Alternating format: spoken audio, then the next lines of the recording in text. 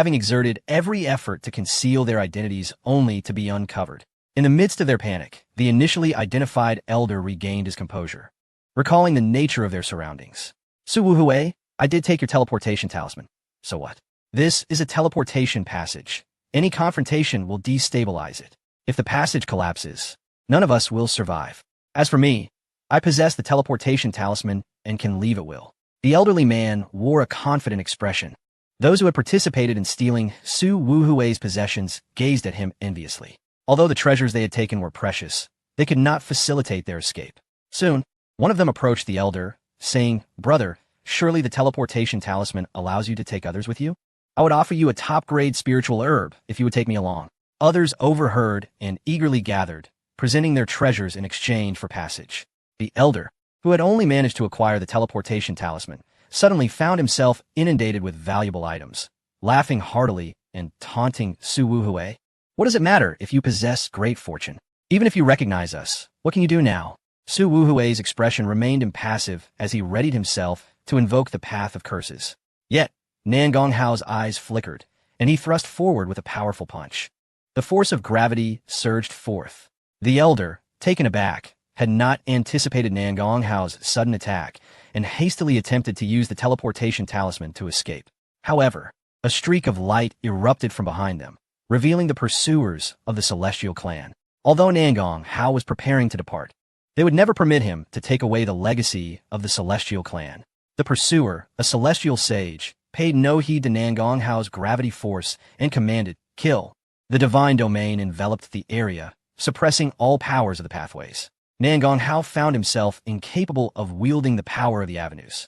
Yet he closed his eyes, beginning to comprehend the Tao. He had yet to cultivate the Tianming art transmitted to him by the Tiangui Supreme. As he meditated, golden light of comprehension enveloped him. The Celestial Clan pursuer struck down with a palm, sending Nan Gonghao flying, yet failing to inflict harm. Golden light of comprehension? You cannot be spared. The Celestial Clan pursuer's gaze turned icy, a murderous intent radiating from him as he unfurled his wings and soared above Nan Gonghao. He unleashed a devastating blow that shattered the pathways, causing the golden light of comprehension to tremble violently. Meanwhile, the passageway shook more violently, becoming increasingly unstable. The beings passing by were terrified, hastily fleeing outward. The cultivators who had stolen from Su Wuhui also quickly sought to escape. Su Wuhui scoffed, muttering, "Let them tumble." A cacophony of crashes ensued as those cultivators fell heavily to the ground. Bewildered, they wondered how these individuals, all at least one-star saints, could possibly stumble after flying for millions of miles without issue. As they rose, they took only a few steps before crashing down again in various positions.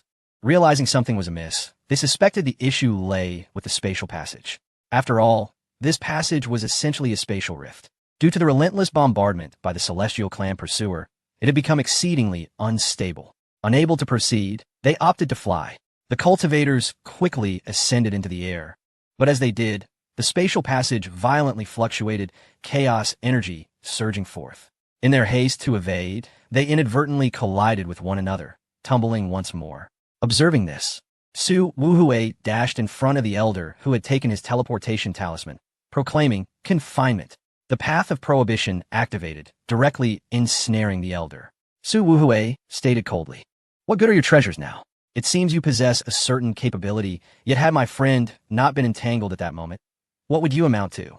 The old man's countenance turned ashen. He finally comprehended the chasm between himself and Su Wuhui, realizing how absurd his previous boastfulness and derision had been. The other cultivators were equally gripped by terror. They attempted to flee, but as they merely rose, they found themselves tumbling to the ground.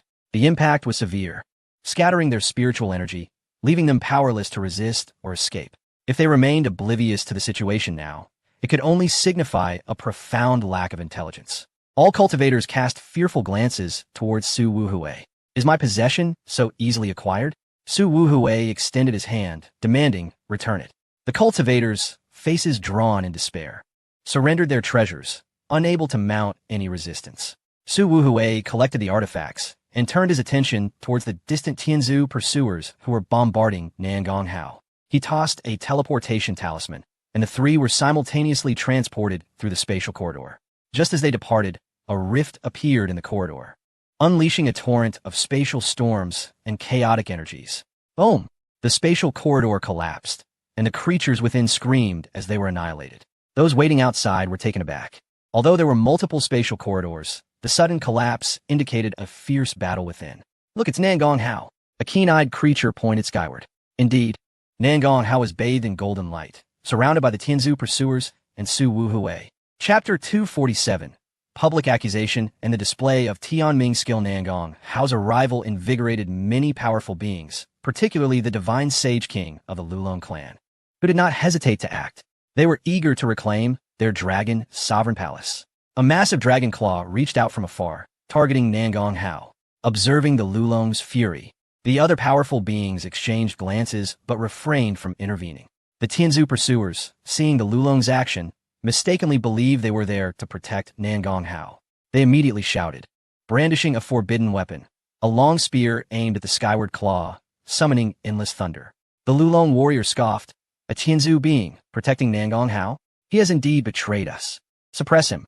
The dragon claw exuded dragon energy, transforming into a mountain to subdue the thunder. The clash was thunderous and evenly matched. However, the Tianzu pursuer cast a doubtful gaze at the Lulong and the other powerful beings. He had assumed they were allies of Nangong Hao, there to defend him. Yet, judging by the Lulong's remarks, they suspected Nangong Hao of treachery. Su Wuhui frowned, admonishing the Lulong. What nonsense are you spouting? Among the crowd, Yin Xie noticed Yuan Du, signaling him and rushed forward, exclaiming, Su Wuhui, cease your pretense. If Nangong Hao had not colluded with the Tianzu, why would he require their protection? Su Wuhui's expression turned frigid as he discerned Yin Xie's deliberate reprisal. Unable to defeat him, he resorted to slander. Nevertheless, many beings were evidently convinced. Not to mention, the Lulong warrior's attack on Nangong Hao, thwarted by the Tianzu, was a fact witnessed by all. The Tianzu pursuer finally grasped the situation. It appeared these creatures were not on good terms with Nangong Hao. He could not help but feel a surge of delight. These fools, so quick to suspect and target such a gifted young prodigy. Given this, how could he not lend you a hand? The Tianzu pursuer declared. You foolish beings dare to attack the slave favored by our prince? Seeking death, are you? The incitement in his words was unmistakable. The beings of Guangyuan Tiandu were well acquainted with Nangong Hao. How could someone so audacious as to provoke the ancient lands ever serve as a servant to outsiders? Yet, it mattered little. All beings wished for Nangong Hao's demise. Thus they tacitly accepted his words. Yin Xie further shouted, the facts are clear, the evidence irrefutable. Nangong Hao has colluded with outsiders, deserving of death. Without him speaking, many beings radiated a terrifying aura, all fixated on Nangong Hao, poised to strike him down. Su Wuhui also recognized that these individuals cared not whether Nangong Hao had genuinely colluded with outsiders. Thus, he refrained from further defense, donning the turtle shell imperial artifact, preparing for the impending bloodbath. The Tianzu pursuer, meanwhile, sneered and swiftly retreated, attempting to flee. But the beings of Guangyuan Tiandu would not permit it. Ziguanho acted, unleashing a torrent of purple energy that transformed into a seal, crashing down upon the Tianzu pursuer. Anticipating this, the Tianzu pursuer let out a long howl, enveloping himself in a solid path to forcefully resist. Attack together, a strong voice from the Qua Dao sect commanded, as he cleaved forth a massive wave of blade energy. The Tianzu pursuer understood that he was surrounded by numerous powerful beings and realized escape was unlikely.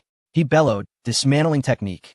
His flesh exploded, and his 3 souls and 7 spirits split apart, aiming to flee in different directions. If he could retain even a shred of power, he might find an opportunity for recovery. The 7 paramount beings, having not clashed with the Tianzu for ages, were momentarily caught off guard by this maneuver. They watched helplessly as the Tianzu warrior self-destructed, unleashing a terrifying wave of energy, attempting to escape amidst the chaos. Yet, just as the Tianzu pursuer sought to flee, an invisible barrier materialized before him. The enormous explosion was thwarted by this barrier, confined within a small realm. Gasp! Bathed in the illuminating golden light of enlightenment, Nangong Hao coughed up blood. Gradually, the golden glow surrounding him receded. Suspended in the void, Nangong Hao, with an indifferent expression, wiped the blood from the corner of his mouth. Though injured, his imposing aura remained undiminished. Su Wuhui, observing this, became curious. Elder brother, what divine skill have you cultivated this time? Tianming skill, Nan Gonghao replied candidly. The many beings below were instantly astonished. Zi Guanhou solemnly remarked, the Tianming skill is a pinnacle technique of the Tianzu. What is your relation to the Tiangui Zunjia? Nan Gonghao paid no heed to Zi Guanhou, instead focusing on the Tianzu pursuer within the barrier. At this, a flicker of anger flashed in Zi Guanhou's eyes. The other paramount powers also frowned, but said nothing. They had grown somewhat accustomed to Nan Gonghao's formidable and domineering nature. However, Inchie could not contain himself, angrily declaring, Nan Gonghao, you traitor, to have taken Tiangui Zunjia as your master, colluding with outsiders? I shall slay you first. Su Wuhui brandished a long spear, pointing it at Inchie. Inchie's expression hardened, followed by a cold smirk. First, clarify your collusion with outsiders. You calling Nan Gonghao elder brother is certainly not innocent. Nan Gonghao, disinterested in these individuals, questioned the Tianzu pursuer. You just claimed I am a servant of the Tianzu prince? Does he deserve that? Though he had been in a state of enlightenment, he still heard the exchanges from the outside. After all, he had other clones to simultaneously cultivate while attending to other matters. The Tianzu pursuer's 3 souls and 7 spirits had failed to disperse and were recombining. He glared at Nan Gonghao, a mix of shock and fury evident in his eyes. You utilized a soul barrier. To what level have you cultivated the Tianming skill to manifest this divine ability? Nan Gonghao responded indifferently, level 70. Impossible. The Tianzu pursuer roared. How long have you even trained? Even Tiangui Zunjia has only reached level 80. At level 70, one can coalesce a soul barrier. What is impossible about it? Nan Gonghao compressed the barrier's space. The Tianzu pursuer's expression changed dramatically. Though his strength surpassed Nan Gonghao's, he should not have feared. However, the soul barrier formed from the Tianming skill exerted a unique suppression on spiritual entities. Moreover, within this soul barrier, he sensed the power of the psychopath. This psychopath also exerted a formidable suppression on the soul. The Tianzu pursuer, feeling a wave of panic, hastily exclaimed, Nan Gonghao, do not forget that it was I who introduced you to the Tiangui Zunjia. We are allies. Release me, and I shall assist you in your escape. He attempted to deceive Nan Gonghao, hoping to incite the other formidable beings to attack him, thus creating an opportunity for his own flight. With a sigh, Nan Gonghao responded, do you truly believe these fools are convinced of my collusion with the outer realms? They merely presume their noble status grants them the right to strike at me, yet hesitate to do so and seek a pretext instead. Upon hearing this, the expressions of the many powerful beings below flickered. Before they could respond, Nan Gonghao continued, moreover, do you think proving one's innocence is a daunting task? If they seek to slay you, it matters not how you explain. They shall not believe you. Why not genuinely cooperate with me? The Tianzu would greatly value your allegiance. The Tianzu pursuer, now terrified, began earnestly attempting to court Nan Gonghao's favor. With a scoff, Nan Gonghao stepped into the realm of the soul barrier, unleashing the great Tao of time, the great Tao of space, and the great Tao of reincarnation, alongside devouring divine powers, all at once. This response was decidedly unequivocal. You, cursed be you. I refuse to believe you can truly surpass me, a divine-level Saint King. The Tianzu pursuer frantically unleashed the power of the great Tao, preparing for a desperate strike. The myriad beings below wore grave expressions. For a final counterattack from a divine-level Saint King was indeed a fearsome prospect. Chapter 248.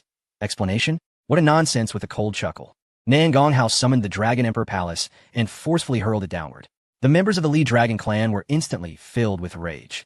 The other beings recognized this object and were utterly astonished. How could the legacy of the Dragon Clan be in Nan Gonghao's possession? Even the pursuing Tianzu member cried out in horror, the Dragon Emperor Palace. How could it be in your hands? The one sent by the Tianzu to create chaos has been slain by me. Nan Gonghao replied indifferently. No, no, the Tianzu pursuer wailed. And before he could mount a counterattack, he was drawn into the Dragon Emperor Palace. The divine-level Saint King of the Li Dragon Clan gritted his teeth. Humph. What being trapped in the Dragon Emperor Palace? At most, the Tianzu member cannot utilize the divine domain. Do you think you can withstand the might of a divine-level Saint King? Nan Gonghao remained silent, simply biding his time. Observing this, all beings furrowed their brows, uncertain of what he awaited.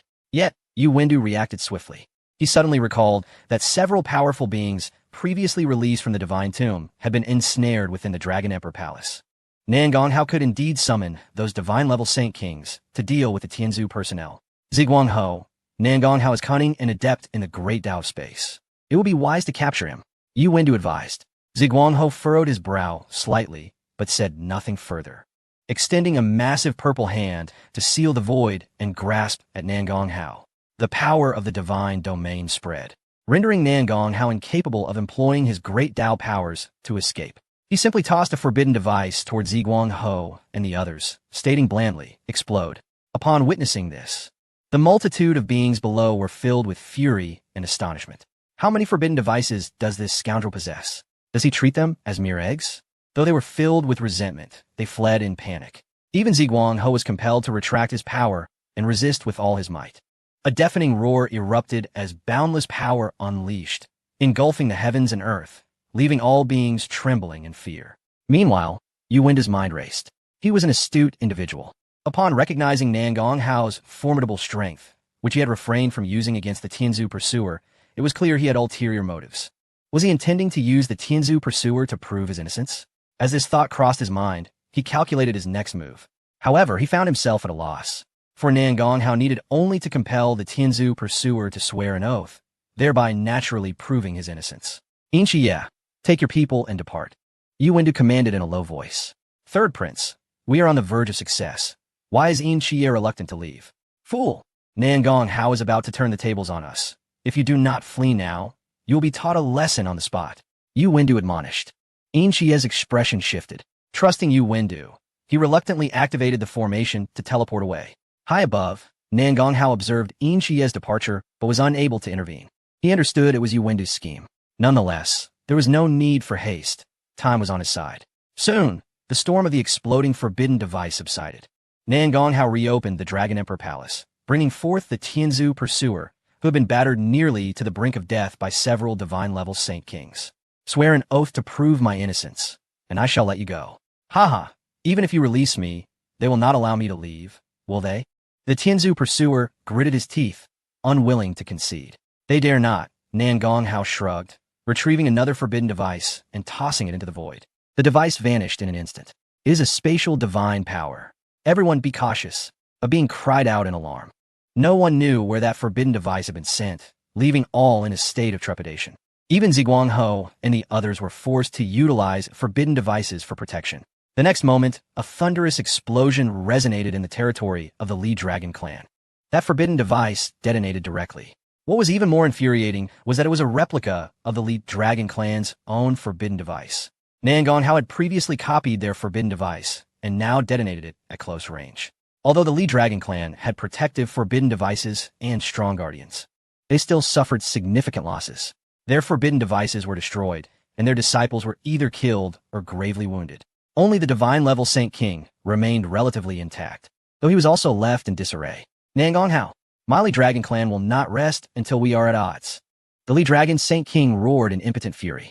Unfortunately, they had long since been at odds. Nan Gonghao was unafraid, turning his gaze to Ziguangho. "You have struck at me twice, so I shall return the favor." Ziguangho's complexion changed dramatically as he growled. "Do you wish to bear the wrath of the unyielding dynasty?" Boom! 2 more forbidden devices were hurled forth, exploding in an instant. Centered around Ziguangho, a cataclysmic force swept across all beings. Even Yu Wendu, the third prince, was unable to escape in time and was obliterated. All of his subordinates met a similar grim fate. Even Ziguangho spat blood from the impact, sustaining injuries and compelled to flee using a forbidden device. However, the others were not as fortunate.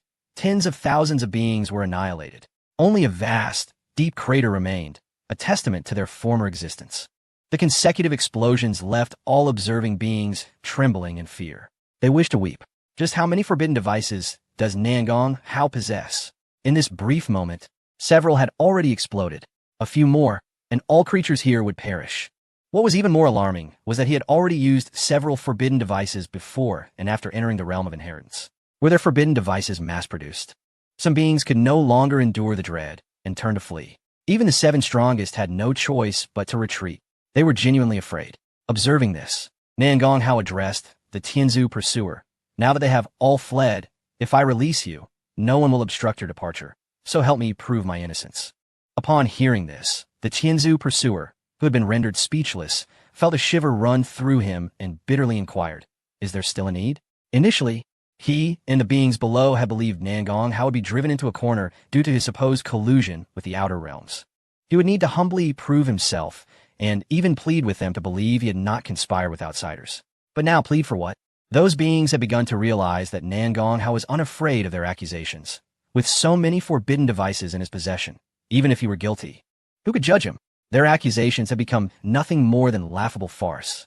It turned out the true jesters were themselves. All living beings were engulfed in a mix of shame and indignation, yet dared not linger, swiftly making their escape. The pursuer from the Tianzu, feeling helpless, inquired, "I have proven your innocence. Do you truly wish to let me go?" "Indeed, I too have sworn an oath that as long as you can prove my innocence, I shall set you free," Nangong Hao declared, knowing well that while the Tianzu pursuer feared not death, he certainly did not wish for it. By offering him a glimmer of hope for survival, the pursuer, upon hearing Nangong Hao's oath, immediately reciprocated with a vow of his own. "I swear upon my life that Nangong Hao has not colluded with beings from the outer realms." The oath took effect, and the Tianzu pursuer did not perish, thus unequivocally confirming that Nangong Hao was indeed innocent of any wrongdoing. However, the only witnesses remaining below were the members of the Yingnu Zone. Xia and Ning Xia gazed at Nangong Hao, their expressions one of astonishment. They had initially believed Nangong Hao had proven his innocence through cunning, only to discover he had resorted to such a crude method. Truly, the truth resides within the realm of force. After the Tianzu pursuer validated his innocence, Nangong Hao casually dismissed him, saying, "Begone." The pursuer, filled with uncertainty, glanced at Nangong Hao and then at the Yingnu Zone members below, confirming that they had no intention of attacking him. He promptly utilized a technique to escape. Su Wu Hui approached, hesitatingly asking, "Are we truly letting him go?" "I'm a man of my word," Nangong Hao replied calmly. "Very well," Su Wu Hui conceded, realizing that had it not been for the coercion from other beings, Nangong Hao would not have needed to let the Tianzu pursuer go. What concerns him now should be the talented individuals of Zhongzhou, as the Tianzu harbors enmity towards them and will likely hunt those with exceptional abilities. Elder Mu of the Yingnu Zone sighed. She understood that the Ziguang Ho and his associates had, in a moment of impulse, brought upon themselves great trouble. Descending from the sky, Nangong Hao addressed the members of the Yingnu Zone. "You may return first." "I shall not return to the Yingnu Zone for the time being." The Qin sisters were engaged in meditation, making a meeting unnecessary. Ning Xia felt a deeper sense of disappointment and bitterness, realizing that in Nangong Hao's eyes, the vast Yingnu Zone held no one worthy of his attention except for the Qin sisters. Xia, witnessing her junior sister's nostalgic demeanor, couldn't help but glare upwards, feeling a surge of resentment towards Nangong Hao. What was so admirable about him? Yet, in the air, the divine radiance surrounding Nangong Hao began to dissipate. Clad in garments as white as snow, he exuded the aura of an unparalleled celestial king, graceful and majestic. On his flawless visage, a hint of hesitation was evident, as he appeared unsure of his next destination. Yet, that slight furrow of his brow stirred an inexplicable desire within Xia to smooth his worries away, wishing for his eternal happiness, free from worldly disturbances. Such thoughts took root in Xia's mind, but were swiftly suppressed. It must be an illusion. She had encountered many handsome men before. Numerous scions of noble families and royal princes had sought her hand in marriage. Why would she feel drawn to him? Men were the worst. Her beloved Shui Yao was the most virtuous. Finally managing to quell her unusual feelings, she had turned away, only to find that her companions were utterly entranced, gazing at Nangong Hao, their cheeks flushed with admiration, and she could even faintly hear the sound of them swallowing. In a fit of exasperation, she had chastised, "You bunch of pathetic girls, must you be so desperate?" The female disciples were immediately left mortified by her words. Nearby, Elder Mu cleared her throat and remarked, "Well, everyone has an appreciation for beauty." She was taken aback, glancing at Elder Mu, only to discover that she too was stealing glances at Nangong Hao. Even her own elder had succumbed. "We should be going. The zone master is still waiting." She dare not linger any longer. Remaining would likely result in Nangong Hao charming these women into a collective infatuation. Elder Mu, still able to resist the allure and aware of the gravity of the situation, reluctantly led her disciples back to the sect. Before departing, she sincerely invited, "The Yingnu Zone is not particularly fearful of the ancient land's pursuit. You are welcome to visit. We shall discuss it later," Nangong Hao replied nonchalantly. The members of the Ying Nu Zong then departed. Once they had left, a cool and graceful figure emerged from the distance, Yan Wushuang, clad in battle armor. Her stunning face bore an expression of indifference, her aura reminiscent of a tranquil moon, evoking a sense of reverence. Yet, Nan Gonghao remained unfazed. No matter how beautiful or aloof she was still but his summoned servant. However, he had not anticipated Yan Wushuang's presence here. In his haste to leave the Ying Nu Zong, he had not brought this young servant into the realm of inheritance. He had assumed that with her background in the War God Palace, she would be able to enter on her own. Yet, it seemed she had not entered the inheritance realm at all. Perceiving Nan Gonghao's surprise, Yan Wushuang explained coolly, "I did enter, but I did not seek you out, as the realm of inheritance is filled with boundless battle energy. I could cultivate right at the entrance." "Then why did you come out?" Nan Gonghao raised an eyebrow. "Having seen you emerge, I naturally followed. I intended to assist, but it seems you do not require it," she replied, her gaze towards him complex. She felt as though the distance between them was growing ever wider. Previously, in the eastern wilderness, Yan Wushuang had personally come to subdue Nan Gonghao, only to be subdued herself and turned into a servant. Yet even then, she had possessed a fighting chance. But what about now?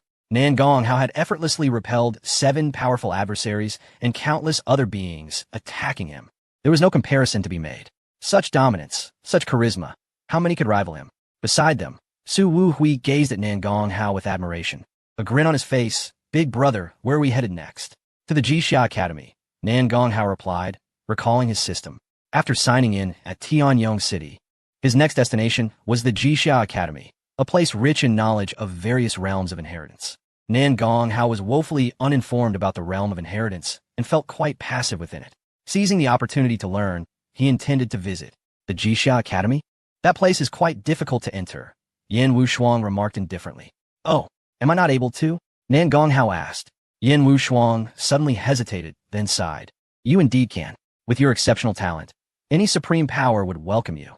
Even if you were to bow to the ancient land and seek mercy, they would willingly allow you to cultivate there, and the 7 great powers of Zhongzhou would cater to your every need. However, everyone knows Nan Gonghao is not one to bow down." Nan Gonghao departed the area with Su Wuhui and Yan Wushuang. The entrance to the realm of inheritance had collapsed and would need time to restore itself. Given the extraordinary changes within, no one would be eager to enter for the time being. Meanwhile, as Nan Gonghao and his companions departed, news of their actions swiftly spread throughout Zhongzhou. Nan Gonghao was publicly accused of colluding with beings from the outer realms, yet he had annihilated the majority of those who doubted him with a few forbidden artifacts. Even the 7 great powers suffered considerable losses. Even a formidable figure like Ziguang Ho was gravely injured, barely escaping. The third prince, Yuan Du, was directly obliterated. Had it not been for a life-saving treasure, he would have surely vanished without a trace. Such events plunged the countless beings of the Guangyuan Tianyu into endless shock. This is truly a tremendous humiliation. It is not just a disgrace to the undefeated dynasty, but to the entirety of Zhongzhou. After all, Nan Gonghao has long carried the mark of being hunted from ancient lands.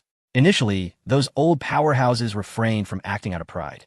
Young prodigies, eager to prove themselves, were quelled when Nan Gonghao single-handedly subdued the rankings of the ancient saints, instilling fear in everyone and dissuading them from provoking him. Now, seizing upon the possibility that Nan Gonghao might have illicit ties to foreign realms, the 7 supreme powers have finally resolved to join forces.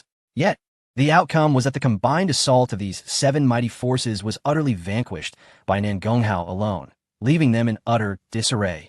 The 7 supreme powers have existed through countless eras without ever experiencing such disgrace.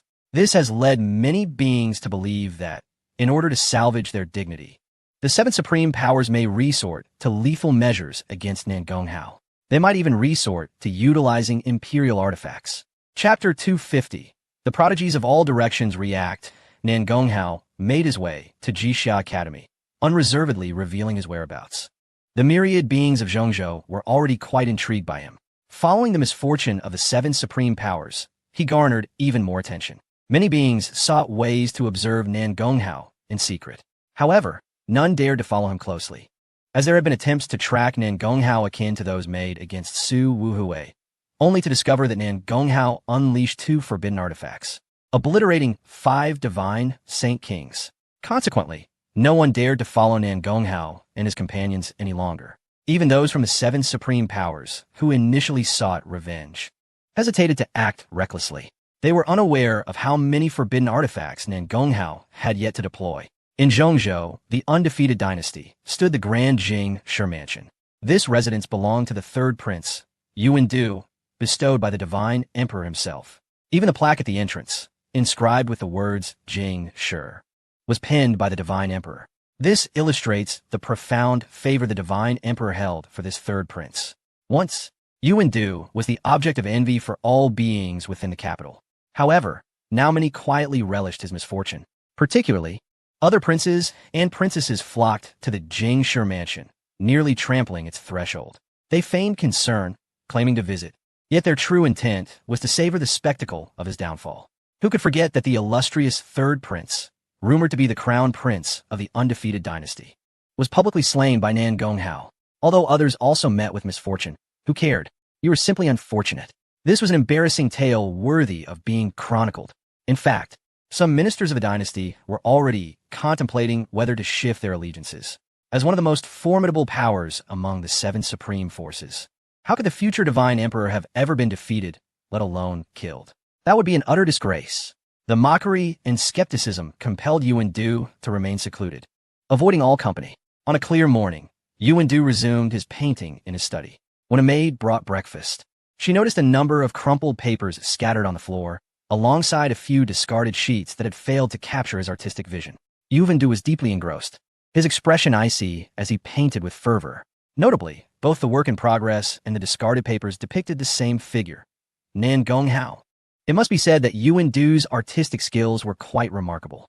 After all, as a prince, he was expected to master the arts to showcase his nobility and elegance. The portrayal of Nangonghao, brought to life under Yuan Du's brush, was so vivid it seemed almost real. This captivated the maid, who could not help but exclaim at the sight of such beauty. With a crack, Yuan Du crushed his priceless brush in his grip, startling the maid back to reality. Seeing Yuan Du's extremely dark expression, she quickly realized her blunder, her face paling as she knelt and pleaded for forgiveness. "Your Highness, spare me. I spoke without thinking.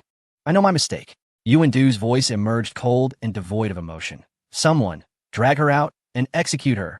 The maid collapsed in despair, crying out, "Your Highness, grant me mercy. I truly understand my error." However, she was still dragged away by several guards who entered the study. Although the maid was dealt with, Yuan Du's mood soured even further. With a roar, his aura erupted, obliterating everything within the study. With his saint-level power, it was effortless for him to destroy the surroundings. Yet, curiously, one portrait of Nangonghao remained intact. This painting, the finest Yuan Du had created, was the very one the maid had admired. It floated in the air before him. Yuan Du took a deep breath, realizing that this was the work of someone with intent. Yet, there is only one person capable and bold enough to do this within Jing Shi Mansion, his teacher. Yuan Du bowed his head respectfully, though no one appeared in the room. A voice resounded, "Your father just summoned me." Yuan Du's expression tightened, his lips moving as he contemplated asking. Yet, he wisely chose to remain silent. The voice continued. The divine emperor expressed his admiration for Nangonghao. This statement sent shockwaves through Yuan Du's mind, disbelief flooding his features as he looked up, suppressing his rage to inquire. "Teacher, I do not understand. Why?" The divine emperor did not provide a reason, but added, "It is a pity that Nangonghao is unlikely to agree to join the dynasty." After this statement, the voice fell silent. Yuan Du clenched his fists, veins bulging on his forehead. He understood his father's implication all too well. It was due to Nangonghao's arrogance that he would not consent to join the dynasty. If Nangonghao were willing, the position of crown prince could very well have been his. Yuan Du felt indignant. He wanted to argue that his father was merely saying this to spur him on. Yet, the remaining rationality informed him that his father would not engage in such trivialities. Affection is affection. Disdain is disdain. Just as the divine emperor had never concealed his fondness for Yuan Du fury. Intense fury, Yuan Du longed to unleash all his means upon Nangonghao, to rend him asunder. Yet amidst this boundless rage, a thread of confusion lingered. He genuinely could not comprehend why his father held such admiration for Nangonghao. Was it solely due to Nangonghao's arrogant temperament? Yet such prodigies were plentiful within the dynasty, and he had never witnessed his father so enamored before.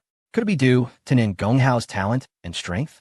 Through previous studies, Yuan Du had come to realize that Nan Gonghao possessed the ability to replicate the Tao, enabling him to continually reproduce forbidden artifacts. This Tao was indeed formidable, but surely it came at a significant cost. A being as powerful as his father would not likely favor an ability that necessitated such sacrifices. What was the reason? Yuan Du found himself in a quandary, engulfed in frustration. Yet, upon observing his state, the voice echoed once more, laced with encouragement. It seems you have come to understand that impotent rage is the most futile of actions. To discern where you falter, you must confront your adversary head-on. Go forth, for Nan Gonghao has gone to Jixia Academy. I will notify my old friends there. They can guide you on the path of destiny. Upon hearing this, Yuan Dues aura surgi, is contenance brightening. The path of destiny is one of the supreme paths. Mastering it would allow one to control their own fate and that of others, even wielded against Su Wuhui's great fortune. Thank you, teacher. Yuan Du resolved to set forth immediately. He needed to ascertain the reason behind his father's admiration for Nan Gonghao. As Nan Gonghao had not concealed his movements, others had likely surmised that he was headed to Jixia Academy. Consequently, other factions dispatched their prodigies as well. The legitimate son of the Ziguang Marquis, Xie Budong, Yin Qiye, and the Jianzongs, Chu Xiaoyuan had all emerged from seclusion. Sheng Imo, Zong's little tyrant, lied Tuesday. The British female sect remains unusually quiet. The War God Palace has dispatched a youthful general, yet his name is one that has not graced the ears of many.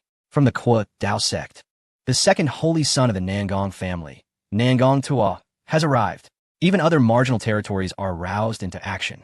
As for whether these factions fear their prodigies might be slain by Nan Gonghao, they do not.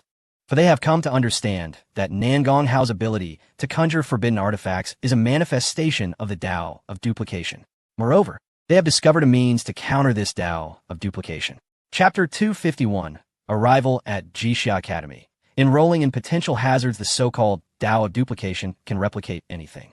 However, it is imperative that the original exists in reality. For instance, Nan Gonghao has replicated the forbidden artifacts of the Lilong, the Witch Clan, Sheng Mo Zone, and several other formidable factions. Why can he replicate them? It is because the essence of those forbidden artifacts is real and has always existed. Furthermore, he has seen and even closely interacted with those artifacts. What if the original forbidden artifacts in the possession of those factions were to be destroyed? Naturally, the replicas in Nan Gonghao's hands would become ineffective. Previously, no one had anticipated that Nan Gonghao possessed the Tao of duplication. Additionally, since forbidden artifacts are typically the most treasured possessions of each sect, taking thousands of years to craft even a single one, they are well protected and not easily destroyed. Consequently, for a long period, no one understood the principles behind Nan Gonghao's replicas.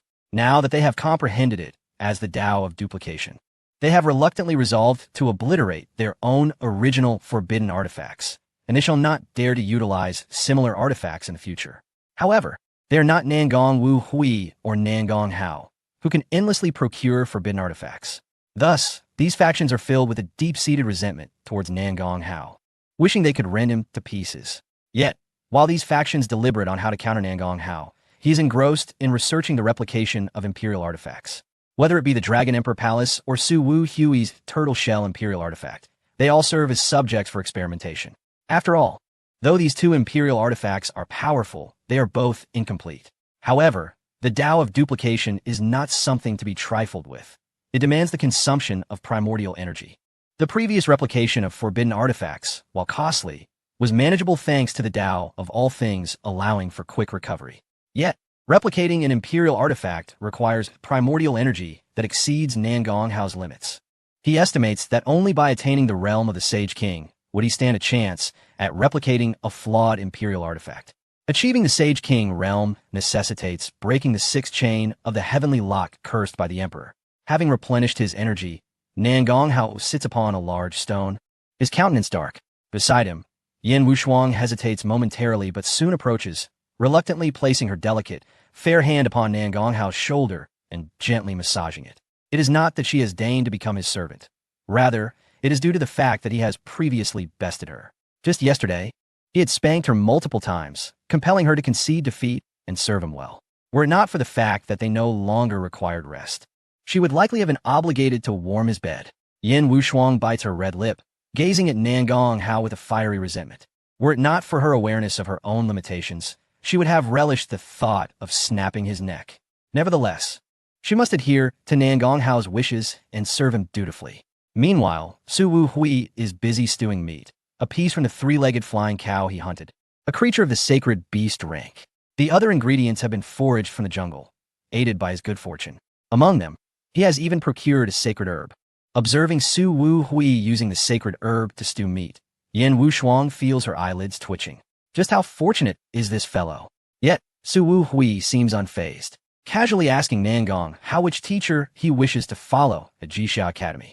Throughout their journey, Nangong has gained some understanding of Jixia Academy, a revered institution founded by the Qinji Pavilion that has endured since ancient times, despite having weathered numerous wars and even facing total annihilation on several occasions.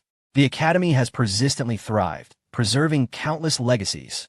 Among them, the most prosperous lineages number over 100, collectively referred to as the 100 Schools of Thought.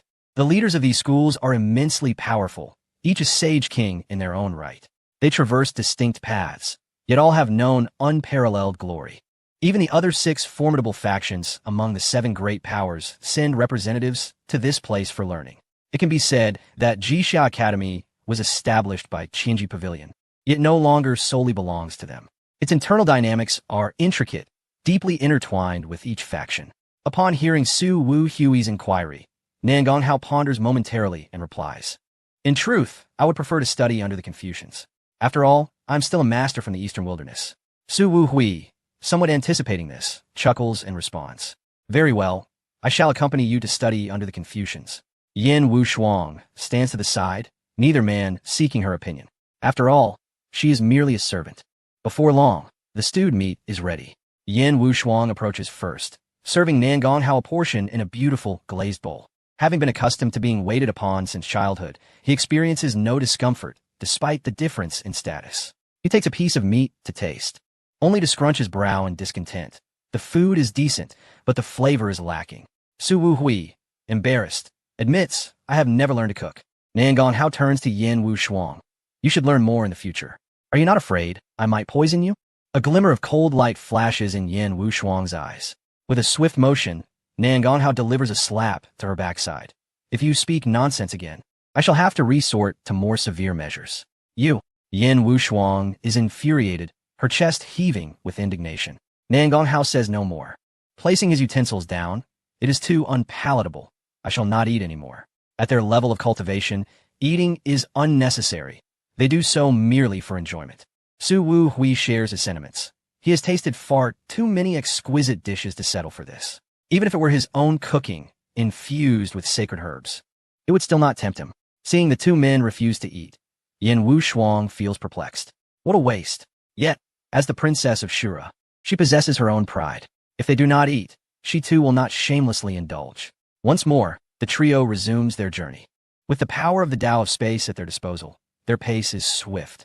For other beings, frequent use of such Daoic powers entails significant exhaustion, particularly with the formidable Tao of Space.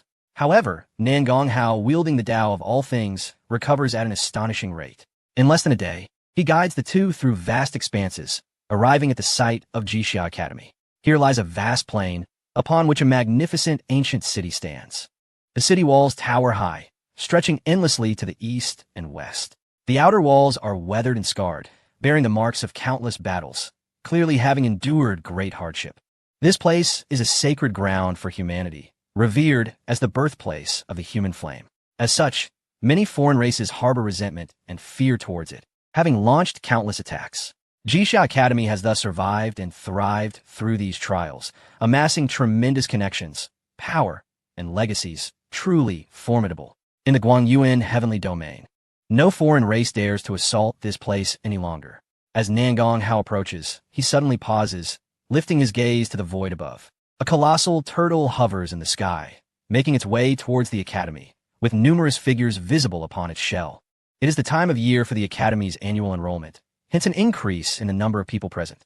Yin Wushuang initially assumes Nangong is perturbed by the figures flying overhead and offers an explanation. Yet, Nangong merely shakes his head. "Wu Hui, do you sense it?" Su Wu Hui, engrossed in observing Jixia Academy, responds with excitement. "I can feel it. This academy is truly vast." Nan Gonghao shakes his head in resignation, his gaze fixed upon the enormous turtle, his eyes narrowing. Having cultivated the Tianming Gong, his soul's power has significantly increased, making him acutely sensitive to the energies of living beings. Just now, he sensed a trace of power from the outer realm emanating from that tortoise. Of course, the tortoise itself could not be a creature from the outer realm. It must be the individual upon it. It seems that a being from the outer realm intends to infiltrate the sacred ground of the Rinzhu at the Jixiao Academy to cause mischief. Chapter 252. The guard expels? Do you think you are worthy? Nan Gonghao felt the presence of an outer realm creature and contemplated intervening. However, the enormous tortoise, despite appearing slow, employed a spatial technique akin to shrinking distances and swiftly entered the Jixiao Academy. Today is the examination day, and many individuals passed by Nan Gonghao, predominantly human, though occasionally other beings were present.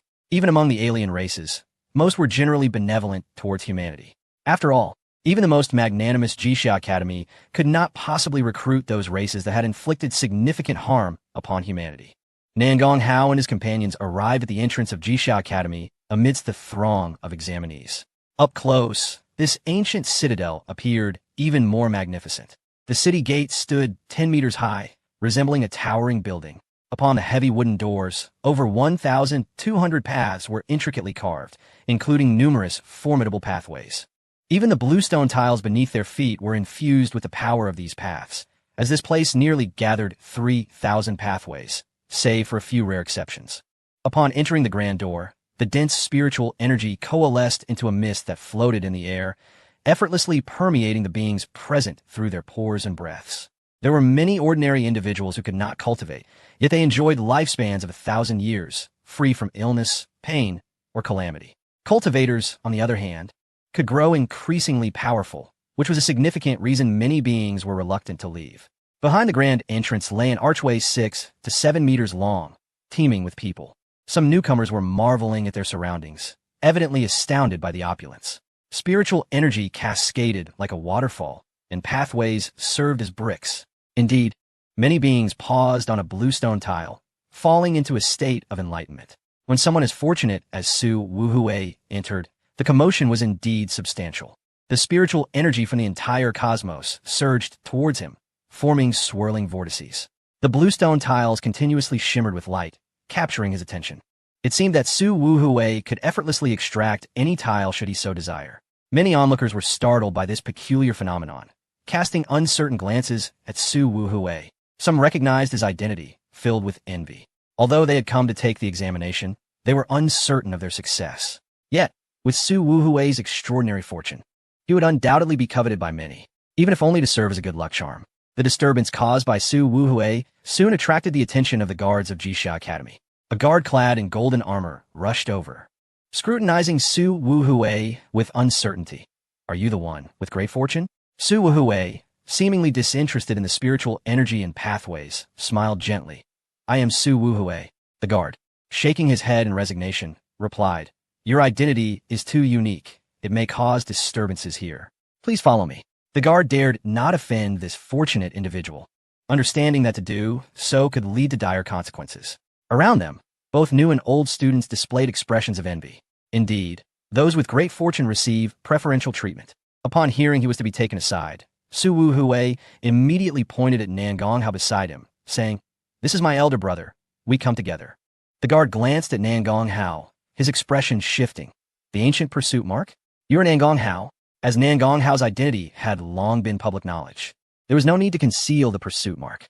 At that moment, the guard recognized him instantly. The surrounding beings gasped, instinctively retreating. Naturally, some displayed greedy expressions. The ancient pursuit mark.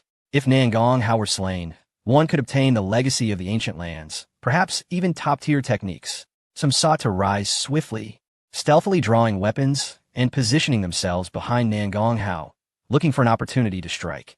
Yet, Nan Gonghao remained unfazed, nodding slightly. "Indeed, it is I." The guard's expression darkened rapidly, stating coldly, "You may leave. You are not welcomed here." Nan Gonghao was genuinely taken aback. He had assumed that as the sacred learning ground for all humanity in the Guanyuan heavenly domain, Jixiao Academy would not be as petty and timid as other factions, nor would it lack discernment between right and wrong. However, He never expected to be expelled. After the initial shock, a profound sense of disappointment washed over him. Is this your decision, or a command from the Academy's headmaster? The title of headmaster is reserved for the authority of Jixia Academy, beneath which are the various scholars, followed by other divine guards and guards. The guard coldly regarded Nan Gonghao. You are unworthy of the headmaster's attention. Upon hearing this, Nan Gonghao felt relieved. Thank goodness, it is merely your own opinion. Jixia Academy is not as deplorable as I imagined. Otherwise, it would not be deserving of its numerous illustrious legacies. How dare you defame Jixia Academy? The guard's demeanor shifted to one of ferocity, withdrawing a long spear from his back, gripping it firmly.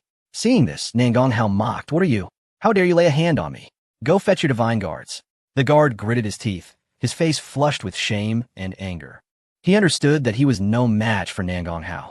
Should he insist on attacking, it would only bring humiliation upon himself.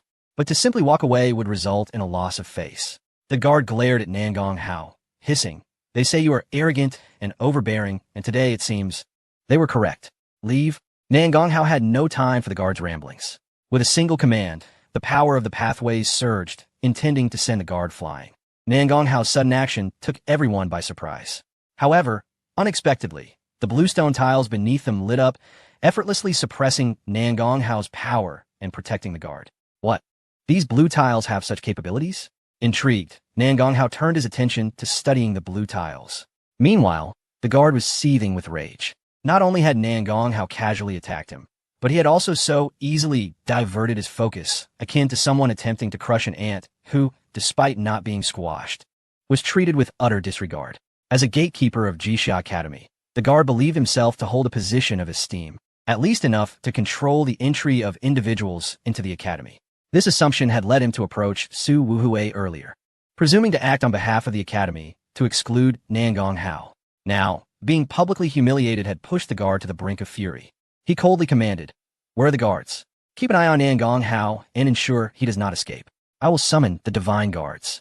With that, the guard turned to leave, and several fully armed guards encircled Nan Gonghao, preparing for confrontation. The crowd was in an uproar, engaged in heated discussions. They spoke of Nan Gonghao's arrogance, and today, they indeed found it to be true. He had dared to attack a guard. Attack? You underestimate Nan Gonghao. With his strength, even divine guards must tread carefully. He was undoubtedly powerful, but this was Jixia Academy, a sacred learning space. To act so recklessly was truly unbecoming. Those hailing from remote villages could hardly comprehend the prestige of Jixia Academy. The academy should not admit such individuals. I disdain learning and cultivating alongside them. Do not worry. Divine guards are not mere guards. They will surely expel Nan Gonghao.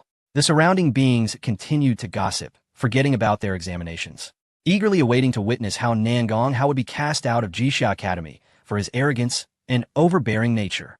After all, to lay a hand on a guard is a great taboo. Chapter 253, The Arrival of the Divine Guardian. I believe in you, Nan Gonghao crouched on the ground, examining the great azure bricks. He sensed that these azure bricks were interconnected, seemingly chaotic and randomly placed. In truth, however, they formed a colossal formation. As he delved deeper into the study of these formations, he detected a fluctuation in space. In the distance, a spatial gate opened. The guard from earlier emerged, accompanied by a tall man. In stark contrast to the golden-armored guard, the man beside him wore only a plain long robe, yet exuded an imposing aura. It was evident that this was the legendary Divine Guardian.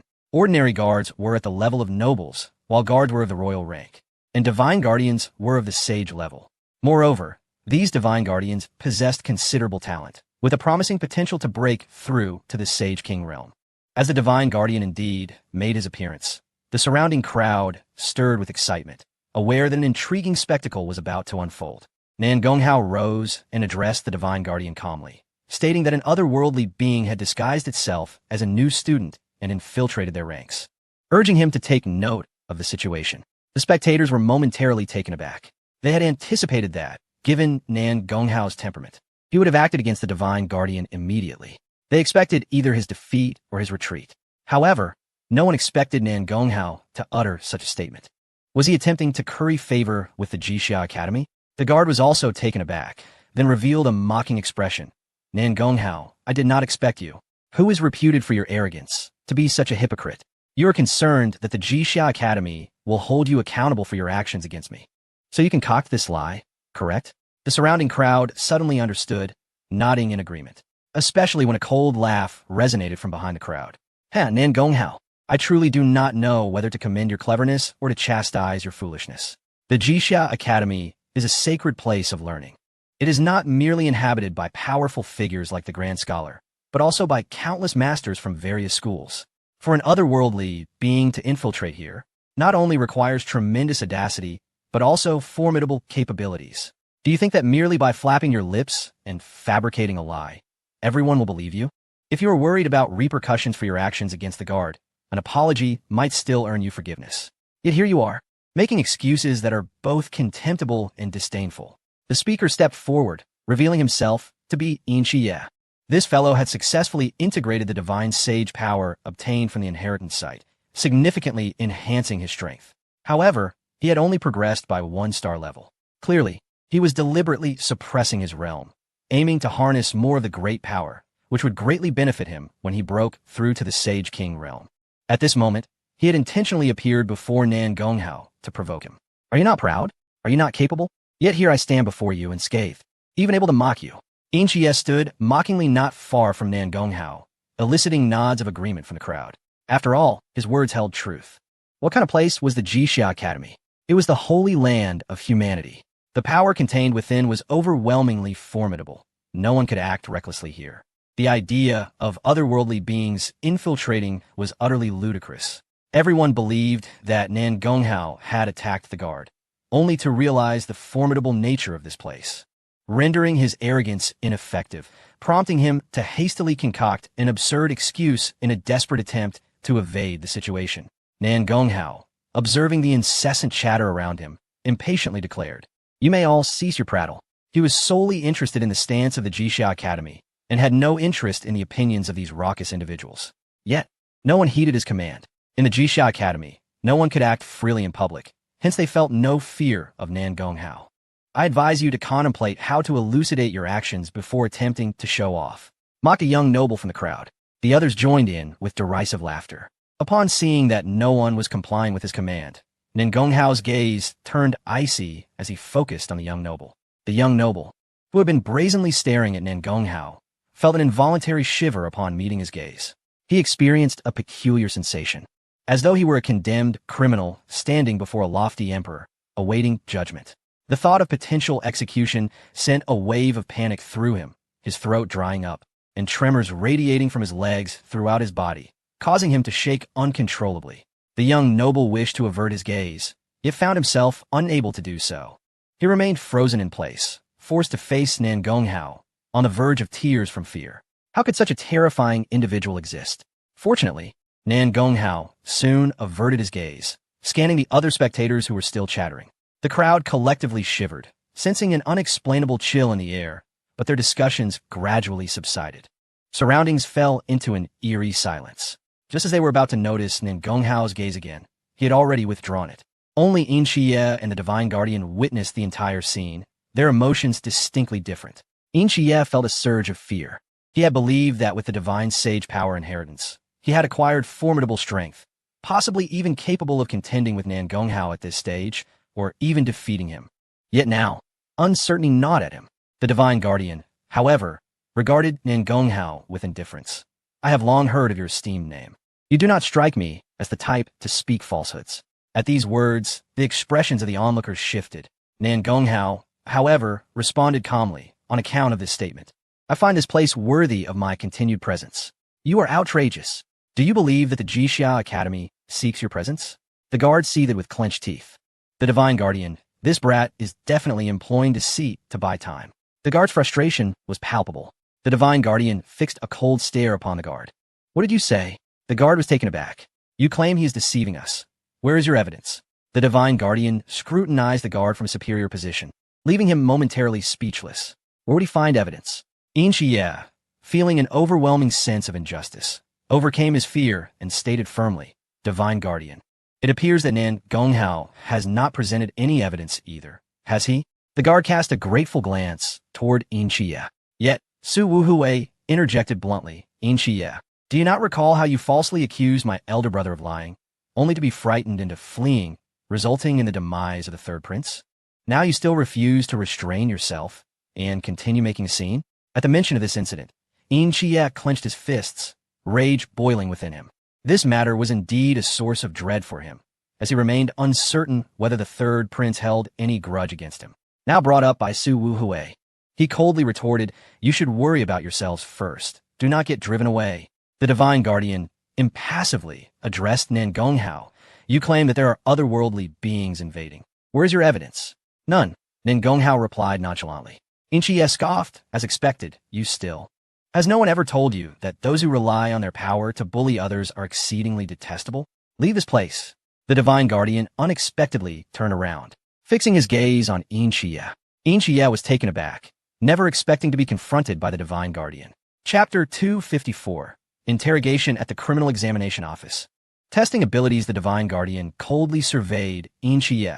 "If you truly wish to take vengeance on someone, you should do so openly in the arena and defeat them, rather than incessantly babbling here." Yin Chie, upon hearing the Divine Guardian's words, felt somewhat humiliated. He had assumed that Nan Gonghao's arrogance was renowned throughout the land. Given the scholarly atmosphere of the Jixia Academy, he believed they would most despise him. Yet, to his astonishment, it seemed the Divine Guardian was somewhat partial to Nan Gonghao. This compelled Yin Chie to clench his teeth and question, "Divine Guardian, are you showing favoritism towards Nan Gonghao? Do not forget, he bears the mark of the ancient land's pursuit." Other onlookers nodded in agreement, believing that Jixia Academy should not offer protection to Nan Gonghao. However, the Divine Guard responded indifferently, stating, "I only know he is of a human race and has not committed any acts that would incite the wrath of both deities and mortals. As long as he can pass the assessments of Jixia Academy, he is welcome to enter." Yin Chie's expression shifted. He had not anticipated that Jixia Academy would admit Nan Gonghao. Once he became a member of the academy, few would dare to act against him again. Even the nearby guards became anxious, exclaiming, "Lord Divine Guard, he is a menace and has recklessly assaulted others, violating regulations, and even told outrageous lies. He must not be allowed to take the assessment. Otherwise, Jixia Academy will become a laughingstock. Do you think everyone is like you, wielding a feather as a decree? You are merely a gatekeeper, yet you wish to expel those participating in the assessment?" Su Wuhui scoffed. Upon hearing this, the Divine Guard's gaze turned cold as he directed it towards the guard captain. "Is today's incident due to your expulsion of them?" The guard captain's face paled, and he lowered his head, unable to utter a word. Yin Chie wished to intercede, but, recalling the Divine Guard's earlier reprimand, hesitated to speak further. The others, equally intimidated, dare not make a sound. Nan Gonghao stood calmly beside them, refraining from seizing the opportunity to chastise the guard captain. The guard captain initially felt relieved, but quickly realized that Nan Gonghao was not paying him any attention. Instead, he was gazing into the distance, where several figures were observing.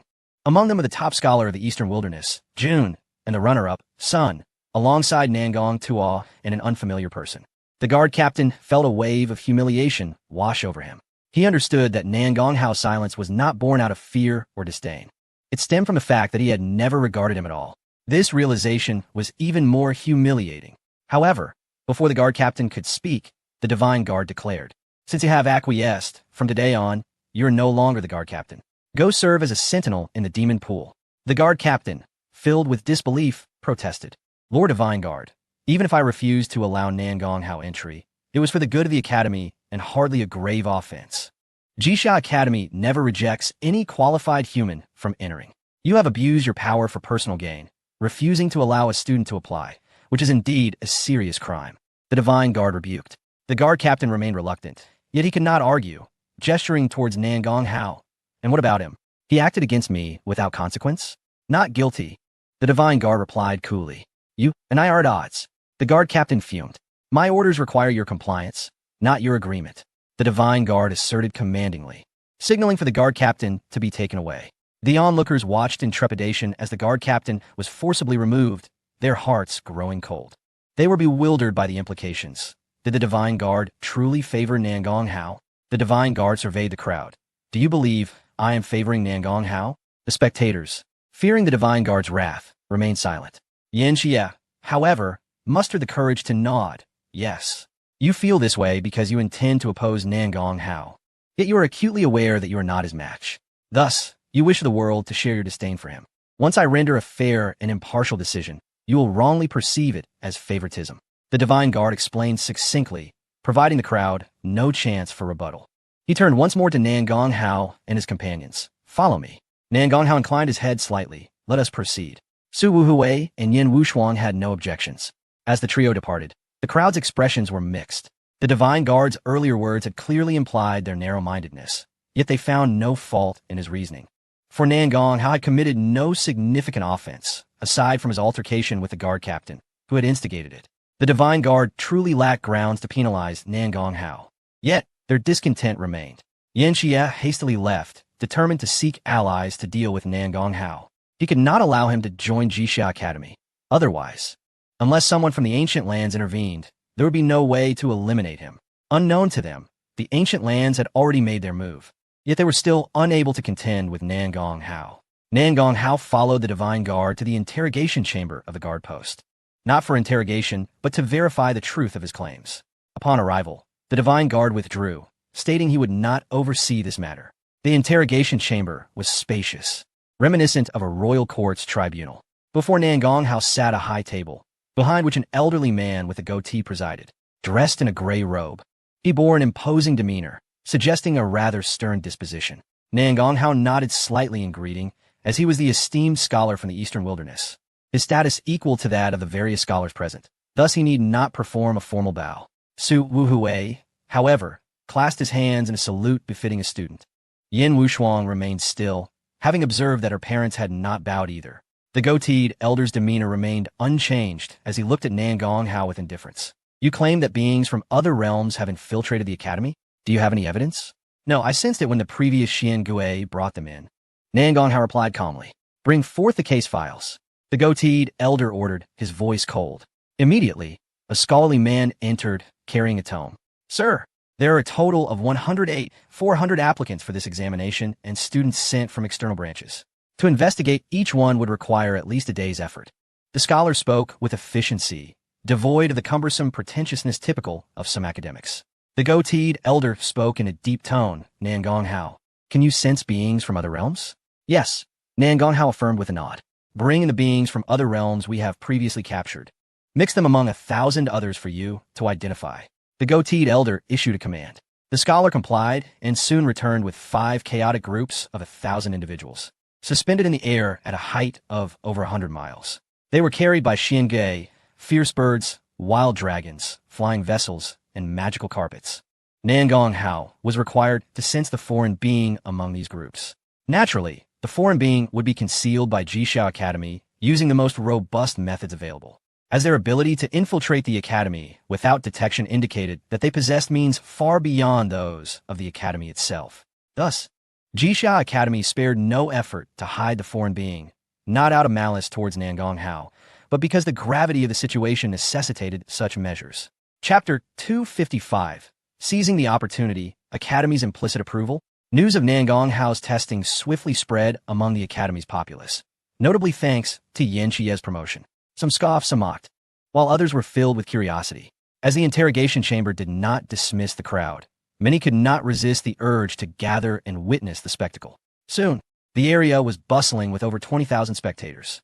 After all, Nan Gonghao had previously eliminated numerous formidable opponents, earning a reputation for his arrogance that resonated throughout the Guangyuan heavenly domain.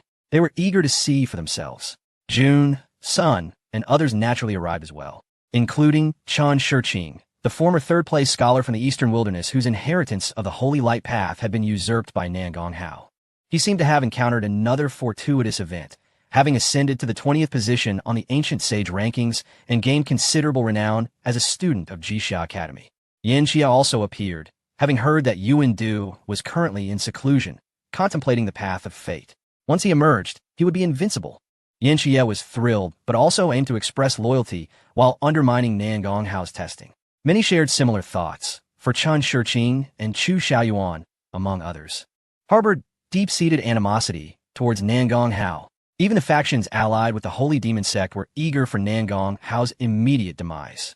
Amidst this sea of anticipation, Nan Gonghao emerged from the interrogation chamber. Due to the suppression of power within the Jixia Academy, The divine radiance that had long enveloped Nangonghao was compelled to dissipate. His true visage emerged before the multitude of onlookers. The flawless countenance, reminiscent of a celestial being, and the ethereal aura exuding from him silenced many who had previously spoken ill of him. Unbeknownst to them, beholding Nangonghao felt akin to encountering a masterpiece of art, invoking an instinctive reluctance to criticize or mar such beauty. Particularly, the women present were left in awe, gazing at him with astonishment, as if to say, "Is it possible for a man to possess such beauty?" In that moment, their hearts fluttered, yearning for him to join the Jixia Academy, to share their days and nights together. Suddenly, the oppressive atmosphere surrounding the academy lifted, startling the numerous students present. It is well known that the Jixia Academy, as a bastion of human heritage, places immense emphasis on defense. Thus, not only the grand pathways, but also the very walls, beams, and attire all embody the essence of the great Tao. Typically, this power suppresses all within and around the academy, rendering even those of quasi-emperor status unable to act freely. Yet now that pressure had vanished. What could this signify? A cold snort echoed from the void, followed by a colossal hand descending from the heavens, seemingly from beyond the realm. Clearly, the Jixia Academy had long been under the gaze of external forces, and someone sought to exploit the momentary lapse in defense to launch an assault. Within the academy, another great hand rose to meet the attack from the external force, resulting in a fierce clash. The earth trembled and the skies darkened as the external hand was obliterated, and the academy's powerful figure even ventured beyond the boundaries of the Guangyuan celestial domain into the adversary's realm, delivering a grievous blow. In this instant, no external power dared to strike again. However, this incident aroused considerable speculation among the onlookers. What was the Jixia Academy's intent? Soon, news arrived from the punishment division. Nangonghao, as you did before, confirmed the location of the beings from the outer realm. Others may interfere at will. The crowd erupted in astonishment. Interfere at will? What does that imply? Even Su Wuhui was displeased, stating, "Brother, the Jixia Academy is being overly oppressive. You're acting for their benefit, yet they still choose to make things difficult for you." Nangonghao shook his head. It is not malice. They aim to restore the previous conditions as closely as possible. After all, I have many enemies, and who knows if someone interfered while I was detecting the beings from the outer realm. The Jixia Academy is meticulous and domineering. I appreciate that. Just the fact that their strong figure not only repelled the enemy's attack, but also pursued them into the outer realm aligns perfectly with my tastes. With a smile, Nangonghao lifted his gaze. Furthermore, isn't this an excellent opportunity for revenge? Yin Wushuang's eyes flickered with understanding, and she promptly stepped back.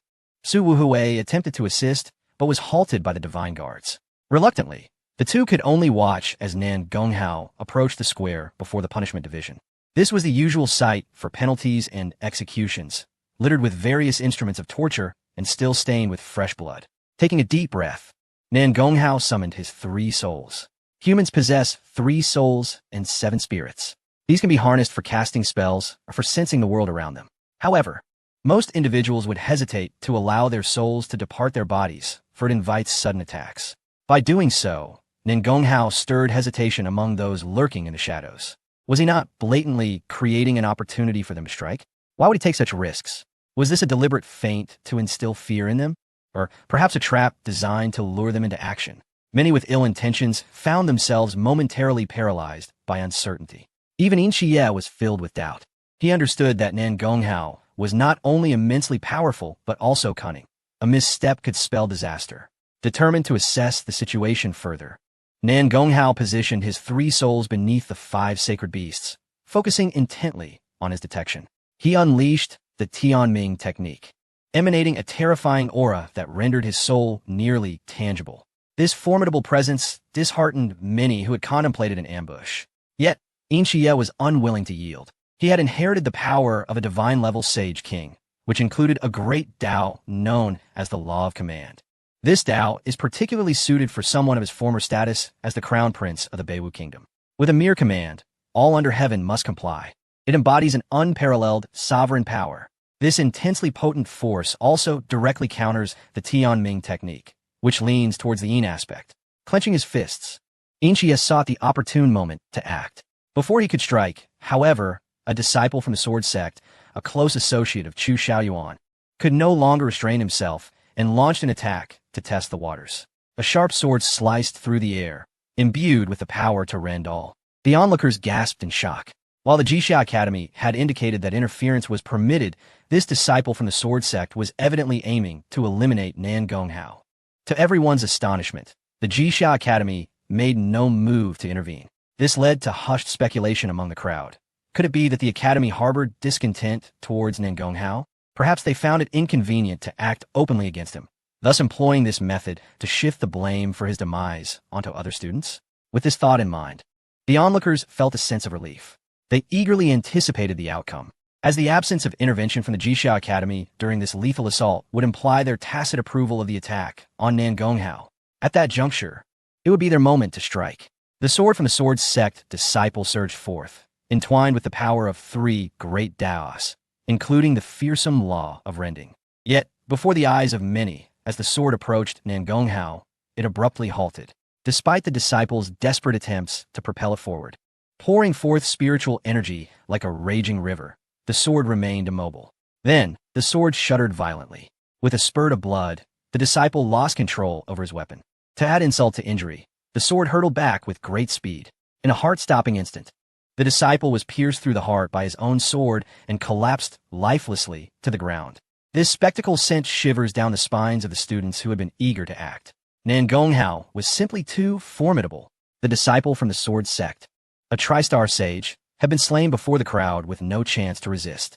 However, the fallen disciple's demise was not in vain. Many observers recognized the reality. The Jixia Academy was genuinely indifferent. Whether it was an assassination attempt on Nan Gonghao or a counterattack from him, they seemed to care little. Had it been only one individual, these students would have likely hesitated. Yet now, with so many of Nan Gonghao's adversaries present, what was there to fear? With this in mind, several students exchanged glances and simultaneously launched their attacks.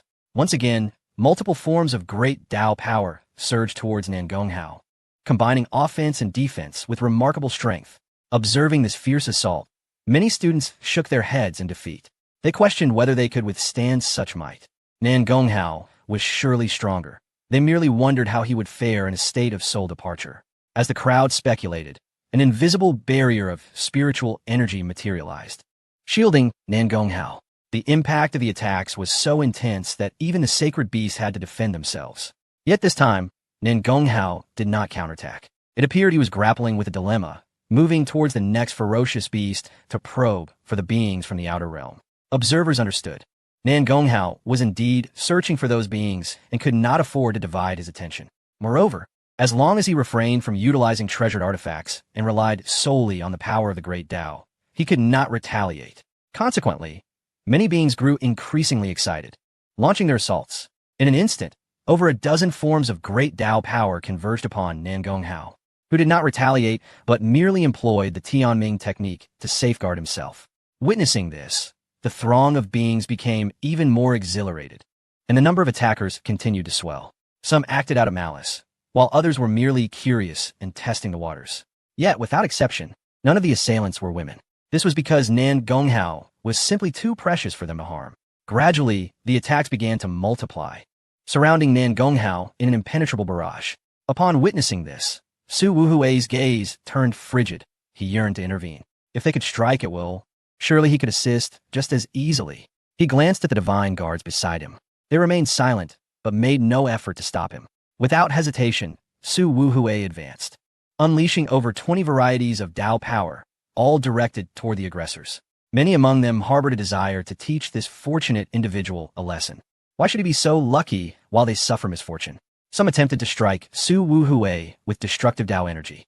However, before their attack could reach him, the assailant found themselves inadvertently injured by the resulting backlash. This incited fury among those who sought to attack Su Wuhui. What was happening? Why could Su Wuhui retaliate while they faced dire consequences? Were they doomed to be passive? Though it was frustrating, it was indeed the reality. Su Wuhui wielded his power freely against them. They could resist if they wished. Yet, some undeterred attempted to launch sneak attacks. Some found themselves unfortunate and wounded. Others met their demise as a result. This was truly terrifying. In an instant, many beings ceased their actions, deterred from confronting Nan Gonghao. After all, as long as they refrained from attacking, Su Wuhui would not retaliate, and they would not suffer misfortune. This method of suppression was unprecedented, leaving many feeling quite stifled. At this moment, Nan Gonghao had traversed among the 5 sacred beasts, seemingly gaining some insight, descending from the heavens. As the 3 souls were about to return to their body, Chu Xiaoyuan could no longer remain still. His eyes shimmered with the glint of a small sword. Known as the Sword Eye, legend spoke of its terrifying and eerie powers, capable of seeing through all disguises and tracing enemies back to their origins. Fixating on Nan Gonghao, Chu Xiaoyuan used the Sword Eye to locate a pocket space. Nan Gonghao could replicate the Tao and usually walked about in a copy, with his true self hidden within a pocket space. This had already been known to many heirs of powerful factions. Thus, they had hesitated to act, knowing that even if they managed to slay Nan Gonghao, they would merely be eliminating a copy, which seemed unnecessary. However, at this moment, Chu Xiaoyuan had finally pinpointed the location of Nan Gonghao's true self. Attack! Chu Xiaoyuan unleashed a torrent of sword energy toward the pocket space. Yin Xie also hesitated no longer, inscribing a massive character in the air. The character loomed like a mountain, immensely heavy. It pressed down upon the head of Nan Gonghao's copy, rendering it immobile. Chun Shiqing had intended to intervene, but was halted by a delicate woman beside him. Her eyes glimmered with a faint starlight as she remarked, "I foresee both of them will perish." Boom! Chu Xiaoyuan and Yin Xie struck simultaneously, forcibly shattering the pocket space where Nan Gonghao was concealed. His true self indeed emerged. Yet, a slight smile curled upon Nan Gonghao's lips as he said, "I have been waiting for you for quite some time." At these words, a tremor ran through the hearts of the gathered crowd. What did he mean? Was Nan Gonghao deliberately luring them into action to then seek justification for his own assault? The next moment, Nan Gonghao bellowed, "Break!" 9 pocket spaces shattered simultaneously, revealing 9 figures of Nan Gonghao. The 9 copies surrounded all those who had previously attacked him, and without hesitation, unleashed the power of time from the falling bell. The torrent of time erupted, instantly engulfing all present students. Their lifespans dwindled rapidly. Chu Xiaoyuan and Yin Xie, who had initiated the attack, were left astonished. They had anticipated that Nan Gonghao would possess at most 1 or 2 copies. Yet, to their astonishment, there were 9. It is crucial to note that the greater the strength of the object being replicated, the more significant the cost to the origin. Self-replication imposed a tremendous burden on the body. However, with numerous copies, the effect was overwhelmingly powerful. The simultaneous assault of these 9 bodies unleashed an unparalleled force that left the many students present utterly helpless, particularly Chu Xiaoyuan and Yin Xie, who were specifically targeted, erupted in horrified screams, desperately attempting to unleash their powers to flee. Nan Gonghao scoffed, having awaited this moment for long. He would not allow their escape. The power of spatial Tao descended violently, summoning a black hole along with devouring divine abilities. The students cried out in agony as they perished. The Jixia Academy merely observed, refraining from intervening. This led many to weep in regret. They finally understood that the Academy was not indifferent to Nan Gonghao. Rather, they were fully aware of his might and deemed it unnecessary to intervene. Instead, it was they who foolishly rushed forth to meet their demise. Just as the overwhelming power of time threatened to extinguish numerous lives, a force approached from afar. Their guardians, even teachers, had intervened. After all, many of these students were favored by the greatest scholars and thus deserved protection. They had learned their lesson and knew when to stop. A solemn voice echoed, as someone attempted to seize Chu Xiaoyuan. Chapter 257. Slay Yin Xie and Chu Xiaoyuan opened the door to teaching. Not only were there those attempting to rescue Chu Xiaoyuan, but there were also efforts to save Yin Xie and other students. It seemed that even the Jixia Academy could not entirely maintain equilibrium. Others were permitted to attack Nan Gonghao without consequence. Yet when he retaliated, numerous experts intervened. But such an opportunity was fleeting. Would he simply strike and then flee? A cold smile graced Nan Gonghao's face as his 9 avatars wove through the crowd. Wherever he passed, over 20 types of Tao surged forth, ruthlessly striking down or gravely injuring those who had previously attacked him. Soon, powerful hands grasped Chu Xiaoyuan and Yin Xie, forcibly extracting them from the fray. Nan Gonghao remarked casually, "You seem to have forgotten that I also possess imperial artifacts." Although he had previously failed in replicating an imperial artifact, he had directly summoned the genuine artifact into existence. With a flick of his wrist, he tossed the Dragon Emperor Palace into the air, intoning gravely, "Explode." This declaration terrified many experts. They were well aware of Nan Gonghao's past. Several forbidden artifacts had detonated upon his command. Who could predict whether he would ignite this imperial artifact? It was not his, after all, but belonged to the Lilong clan. The fear induced by this declaration caused the rescuers to hesitate. Seizing the moment, Nan Gonghao coldly declared, "Collapse." The place where Chu Xiaoyuan and Yin Xie stood was instantly transformed from three-dimensional space to two-dimensional. Though the two hands strained against the pressure, they could barely withstand it. While Chu Xiaoyuan and Yin Xie were crushed to death, the two prodigies did not even have time to utter a scream before being reduced to a two-dimensional image. It was a stunning yet horrifying image. The two appeared vividly, their faces etched with terror and regret. The onlookers gazed at this image, shivering in their hearts. Nan Gonghao was indeed ruthless, having already offended the ancient lands and now unleashing a massacre at the Jixia Academy. It was vital to understand that should the Jixia Academy become incensed, no faction would be willing to offer him sanctuary. At that point, Nan Gonghao would undoubtedly become the target of all factions' wrath. Yet, Nan Gonghao harbored no apprehension, suspended in the sky, observing the countless casualties below with indifference. In the void, the voices of the scholars expressed clear discontent. However, no one intervened or spoke further. The elder with the goat beard from the punishment department appeared oblivious.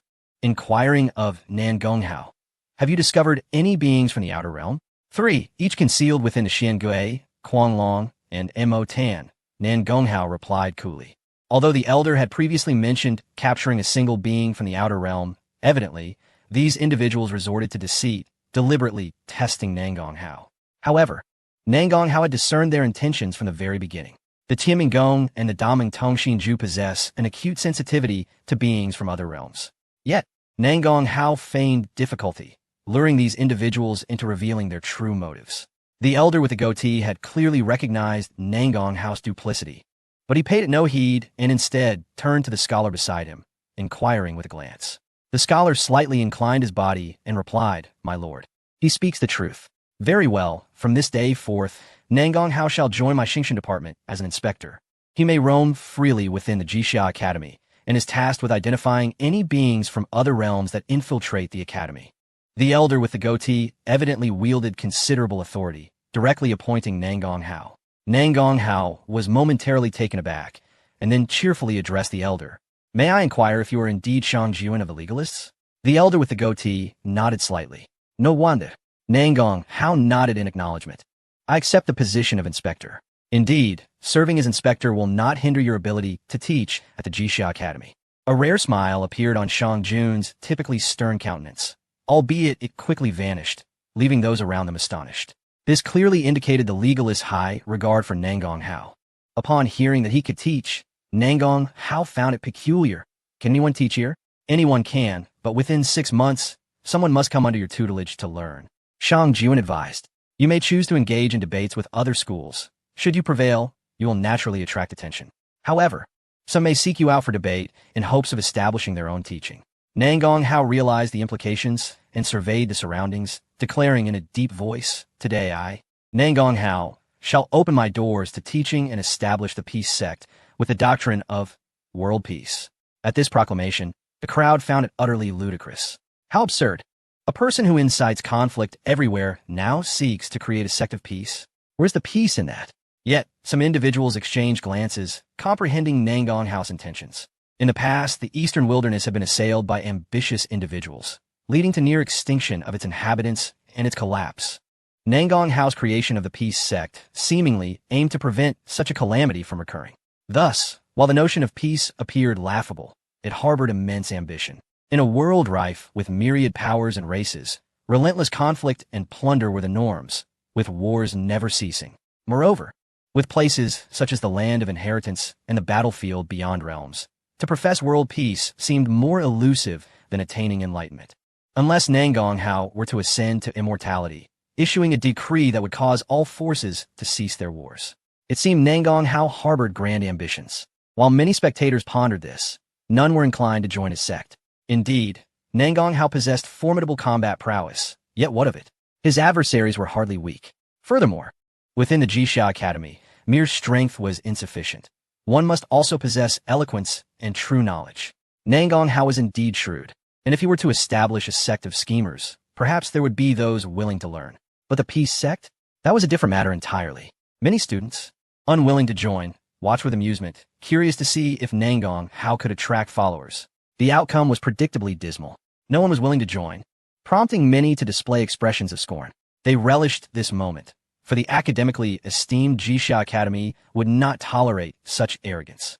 A group of students departed with glee. From a distance, the little tyrant of the Holy Demon sect observed the proceedings. He had refrained from intervening during Nangong Hao's earlier confrontation, but now he could not resist the urge to mock. Nangong Hao, while your combat abilities are unparalleled, your knowledge is sorely lacking. Look, even those from the former Baima Academy of the Eastern Wilderness refuse to follow you. Other students nodded in agreement. Indeed, it was expected that the students of Baima Academy would willingly follow Nangong Hao. Yet, not only had no one stepped forward to assist him earlier, but now, no one wished to join his peace sect. It was evident that Nangong Hao had become a pariah. At this moment, Qin Shirqing stepped forward with a mocking tone. Nangong Hao, you once aided the Eastern Wilderness, so I shall overlook your transgressions regarding my holy light path. However, your peace sect is truly hypocritical. I hope you do not morally bind the spirits of the Eastern Wilderness, forcing them to join and hinder their futures. The enchanting woman beside Qin Shirqing remained silent, her bright eyes fixed on Nangong Hao.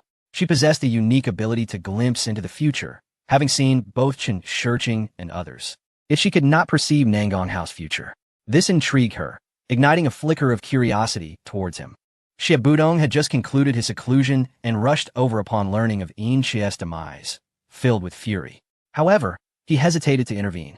Upon hearing that Nangong Hao had established a peace sect, he desired to mock him, but then he reconsidered and feigned admiration. Nangong Hao, what lofty aspirations you have. A peace sect? How do you intend to achieve peace? Surely, it requires unifying the realm to attain such harmony. It seems you aim to unify all factions within the Jixia Academy? His words were bound to incite animosity towards Nangong Hao. The Jixia Academy, having endured countless ages, was renowned not for its might or antiquity, but for its celebration of diverse voices and the blending of strengths. They maintained an inclusive attitude towards any faction, as long as they were not malevolent beings. Yet now, Xie Budong claimed that Nangong Hao sought to unify them, which was akin to destroying the Jixia Academy altogether. He is merely deluding himself. It was clear that the Academy's existence had persisted for eons, and no one could alter that fact. Perhaps we should write a joint letter to the Grand Sacrificial Wine Lord, urging him to expel Nangong Hao. I agree, count me in. A multitude of students looked upon Nangong Hao with disdain, seeking to oust him from the Jixia Academy. Seeing this, Xie Budong smirked, reveling in his triumph. Even those who harbored animosity towards Nangong Hao turned their gaze to him, eager to witness his response. Nangong Hao, however, did not respond. He merely regarded Xie Budong with indifference and remarked, "Are you only capable of verbal sparring? It seems you're even more cowardly than I imagined. From today onward, you are unworthy of being my opponent." At these words, Xie Budong's previously smug expression stiffened, his eyes aflame with anger. I am the young lord of the invincible dynasty, with countless legacies. You, a mere wretch from a remote wasteland, are not fit to be my adversary. Alas, Nangong Hao turned and departed, having declared Xie Budong unworthy of his attention, and he could not be bothered to spare him a glance. This lofty disregard was far more infuriating than any insult. Xie Budong seethed with rage, gritting his teeth and muttering, "You will regret this someday." Yet, his words rang hollow and absurd. While Nangong Hao dismissed Xie Budong as unworthy, the latter's impotent fury only served to highlight the disparity between them. Nangong Hao departed alongside Su Wuhui and Yin Wushuang. Just as they distanced themselves from the crowd, a young general approached from afar. He hailed from the Zhanqian Palace, seeking Yin Wushuang. Upon seeing the young general, Yin Wushuang's expression remained indifferent. "Yang Jiao? What brings you here?" The young general, Yang Jiao, gazed at Yin Wushuang, his eyes ablaze with fervent passion. "Wushuang, Nangong Hao is unworthy of you." As he spoke, he pointed disdainfully at Nangong Hao, clearly unimpressed and irate. Nangong Hao raised an eyebrow and playfully patted Yin Wushuang on the back. "She is my attendant, not a concubine." Yin Wushuang was about to speak when a sudden attack rendered her delicate form stiff, a blush of shame and anger blossoming on her face, adding an alluring charm to her demeanor. Yang Jiao, however, was furiously enraged, directing his spear towards Nangong Hao and declaring, "You shall perish." Nangong Hao surfied Yang Jiao, then shook his head. "Why did the god of War Palace send you? Your abilities are clearly insufficient to contend with me. I may not be a match, but in the presence of a champion marquis, you are of no significance." Yang Jiao clenched his teeth. Nangong Hao appeared astonished. Even Su Wuhui expressed disbelief. "No way. I thought you were here to provoke my elder brother out of affection for Yin Wushuang. But it turns out you are here to assist someone in confessing?" Yang Jiao felt infuriated. "Although I admire Wushuang, I am well aware that I am unworthy of her, unlike you, who lack self-awareness." Upon hearing this, Nangong Hao showed great interest. "The champion marquis must be quite formidable to make you concede, right? He is a young marquis of the undefeated dynasty, accomplished and unparalleled." Yin Wushuang remarked indifferently. To receive such an evaluation from her, it seems the champion marquis is indeed quite powerful. Nangong Hao nodded slightly, intrigued by this champion marquis. However, it appeared that Yang Jiao had come of his own accord. The champion marquis may not even be aware of it. "Enough, your task is complete. You may leave now." Nangong Hao waved his hand dismissively, akin to shooing away a fly. In response, Yang Jiao ground his teeth in frustration, but continued to stand before Nangong Hao. "I challenge you." Although he believed himself to be outmatched, he thought perhaps he could still put up a fight in a martial arena. Even in defeat, he might draw out Nangong Hao's true strength, allowing the champion marquis to devise a strategy to counter him. However, a cold glimmer flashed in Nangong Hao's eyes, and a surge of overwhelming power struck Yang Jiao fiercely. With a cough, Yang Jiao was sent flying, crashing hard into the distance. Onlookers were left dumbfounded. Yang Jiao, still in disbelief, managed to rise and bellow. "Why are you allowed to act freely in the Jixia Academy?" After speaking, Yang Jiao attempted to use his power, only to be suppressed by the force emanating from the Academy's grand blue bricks. His anger intensified. The Jixia Academy permitted duels, but only within the martial arena. Engaging in combat elsewhere could lead to suppression or even expulsion. This rule had remained unchanged for countless ages. But why was Nangong Hao able to act freely in the streets? Perhaps you are unaware. I have just been appointed as the inspector. Here, I have the authority to act at will. It is not an unusual matter. Therefore, I advise you all to refrain from troubling me, lest you find yourselves on the receiving end of my fists. Nangong Hao walked past the unwilling Yang Jiao with indifference. His words plunged everyone into profound shock and anger. What did Nangong Hao mean by this? Did he intend to leverage the Jixia Academy's rules and his own status to bully others at will? It should be noted that with the Academy's suppression, even a quasi-emperor would not necessarily stand a chance against Nangong Hao. The Academy's actions were tantamount to handing a deadly sword to a murderer. Many students displayed anger, seeking to report Nangong Hao's actions to the Academy. It was not just the students. A significant portion of the senior scholars felt discontent. They looked down upon Nangong Hao, considering him a troublemaker unworthy of academic pursuits. The philosophers sought out Minister Shang of the Criminal Examination Department, hoping to rescind his appointment. However, as the inspector of the Criminal Examination Department and a representative of the legalists, Minister Shang held a high position. The philosophers could only enlist the help of Gong Sun Yen, a fellow renowned figure. Gong Sun Yen had clashed with Minister Shang before, so he did not refuse and directly visited the Criminal Examination Department. Minister Shang was not seated in the courtroom, but remained in a side hall, reading at a desk. Upon seeing the group enter without greeting, he set aside his book. His expression stern and indifferent. "What is the matter?" Gong Sun Yen did not mince words, asking, "Why was Nangong Hao appointed as inspector? Are you afraid of the ancient lands?" Minister Shang countered, "Naturally not." Gong Sun Yen frowned.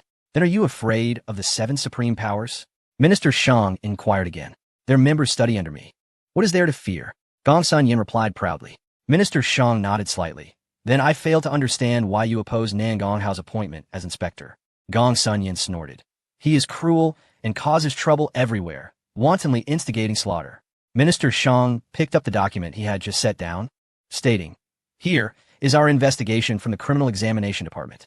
You should know that my legalist network spans the entirety of the Guangyuan celestial domain, and from these documents, I see no evidence of wrongdoing on his part." Chapter 259, He is Innocent. Gong Sun Yen knew well that Minister Shang never acted capriciously. He had surely conducted an investigation. But so what? My understanding of Nangong Hao's record is certainly inferior to yours. However, I have heard he just publicly assaulted a student on the street. And the reason? Merely because the other party challenged him. The Jixia Academy has never had a rule against challenges, has it? Gong Sun disregarded past grievances and focused solely on this incident. The philosophers behind him nodded solemnly in agreement. Indeed, my student witnessed it firsthand. I have heard that Nangong Hao arrogantly proclaimed that people should not provoke him casually. Such arrogance should not be allowed to wield such power, or will only encourage malfeasance. The philosophers voiced their concerns. Minister Shang, however, remained calm as he gazed outside. Where is the envoy? Immediately, a young servant, dressed like an ordinary person, entered. He bore none of the dark attire or shadowy presence typically associated with envoys. Yet this was precisely the envoy style, blending in with the common folk to gather more information. Is it true that Nangong Hao struck out at a challenger in public? Minister Shang inquired coolly. The envoy clasped his hands respectfully. Reporting to you, my lord. That challenger is a confidant of the champion marquis and a disciple of the god of war palace, named Yang Jiao.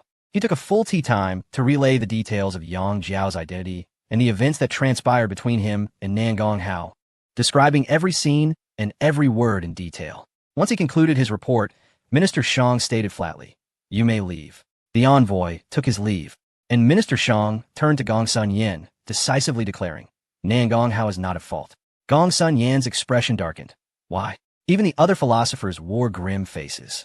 From the envoy's report, Yang Jiao's actions did not seem excessive.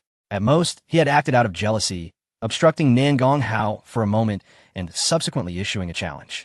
This hardly constituted any offense. Minister Shang turned around, skillfully extracting a document, opening it to point out a passage.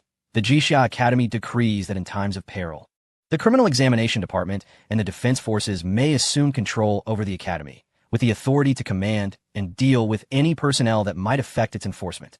Yang Jiao's obstruction of Nangong Hao, therefore, constitutes an influence on enforcement, and punishment is warranted. Gong Sun frowned. So what? Is the Academy now at a critical juncture of life and death?